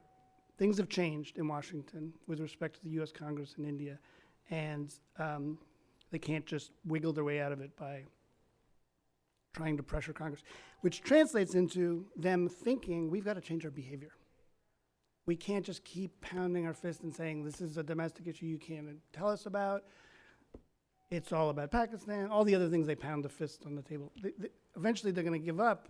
Either they hope you'll give up or they're going to give up. So I think that's what the role Congress can play with respect to India. With respect to the government of the United States of America, there's a lot more the State Department could be doing, either behind the scenes or in other meetings that they have. Ambassador Brownback went. That's a way in. In particular, Trump administration officials, because I think the government does care about the Trump administration and what it thinks. They're sophisticated enough to recognize that Senator Brownback, Ambassador Brownback, and Vice President Pence, if they speak about human rights issues, whether it's religious freedom or other issues in India, that's going to have an impact. So I think encouraging the Vice President's office in particular, because they've spoken about religious liberty, and Brownback to talk will help in the overarching thing. And then there's, the whole of government approach. What's supposed to happen is that every U.S. official who visits India should raise all the issues that the U.S. government has before the government of India. So, for instance, the deputy defense secretary for acquisitions was just in India talking about arms sales. Why can't he say, we're really worried about the situation in Kashmir? So all those examples. And then at the HRC, this is ironic to say the least, but since the U.S. pulled out of the Human Rights Council, it's very difficult to get the State Department to intervene in Geneva to help push forward. So if you want a commission of inquiry or a special rapporteur or even a special procedure of some other type, like a fact-finding mission, the U.S. can work behind the scenes, but they don't have a role at the table, and they certainly can't vote. They can lobby other governments to vote, and the only message I have on that is it may be the case that Secretary of State Pompeo and the Trump administration are formally against the Human Rights Council, but the reality is we still have a mission in Geneva. They still talk to other governments. They could totally use their leverage to ask the Human Rights Commission, other members of the Human Rights Commission who care about this, to act. And so pushing state to do that, not at the Pompeo level, but at the rank and file level, totally intelligent way to go. So that's it. Those are my sort of frank, very nuts and bolts recommendations for Congress. No, we appreciate those recommendations. Thank you very much. And last but surely not least, Mr. Sethi. Earlier on this panel, I was accused of having an agenda. Just now, some of my colleagues were accused of having an agenda. This is the cost of speaking truth to Modi, Amit Shah, the BJP, RSS, and Hindu nationalists. The truth is, I do have an agenda, but it's not the agenda that my colleague thinks. I'm a human rights lawyer. I believe that everyone in this world should have their civil and human rights respected, regardless of race, faith, national origin. Today in Kashmir, there are more than 700,000 uniformed officers, okay? Those officers don't have the ability to differentiate between Muslims, Sikhs, and the LGBTQ community. Instead, they are engaged in a mass suspension of human rights. In Kashmir today, They are being tortured. Kashmiris have been arbitrarily detained. They have been Hey, blinded. all right, please, yeah. They have been blinded. They cannot access medicine. They cannot worship freely. They cannot speak freely. And so what I would submit to you today is this. India leads the world in internet blackouts. If India and my colleagues in the back are telling the truth, why not allow lawmakers like you into Kashmir? Why not allow European observers? Why not allow human rights observers from across the world to see for themselves? The truth is that India is hiding its atrocities not just in Kashmir, its atrocities in Assam. It's hiding the rising hate violence that's spreading across this country. I want to thank every representative who showed up here today, and I urge you to continue to do the good work of meeting with your constituents who are affected by Hindu nationalism, and that's it. So,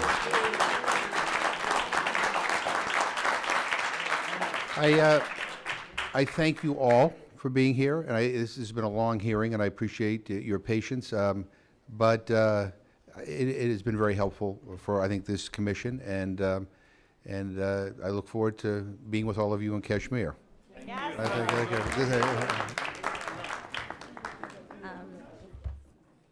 You're a great person to end on. I didn't know if you were Kashmiri, so I felt like I panicked. I was like, is it Kashmiri? I don't know. I'm sorry. We never formally met. I'm Lucy. Nice to meet you.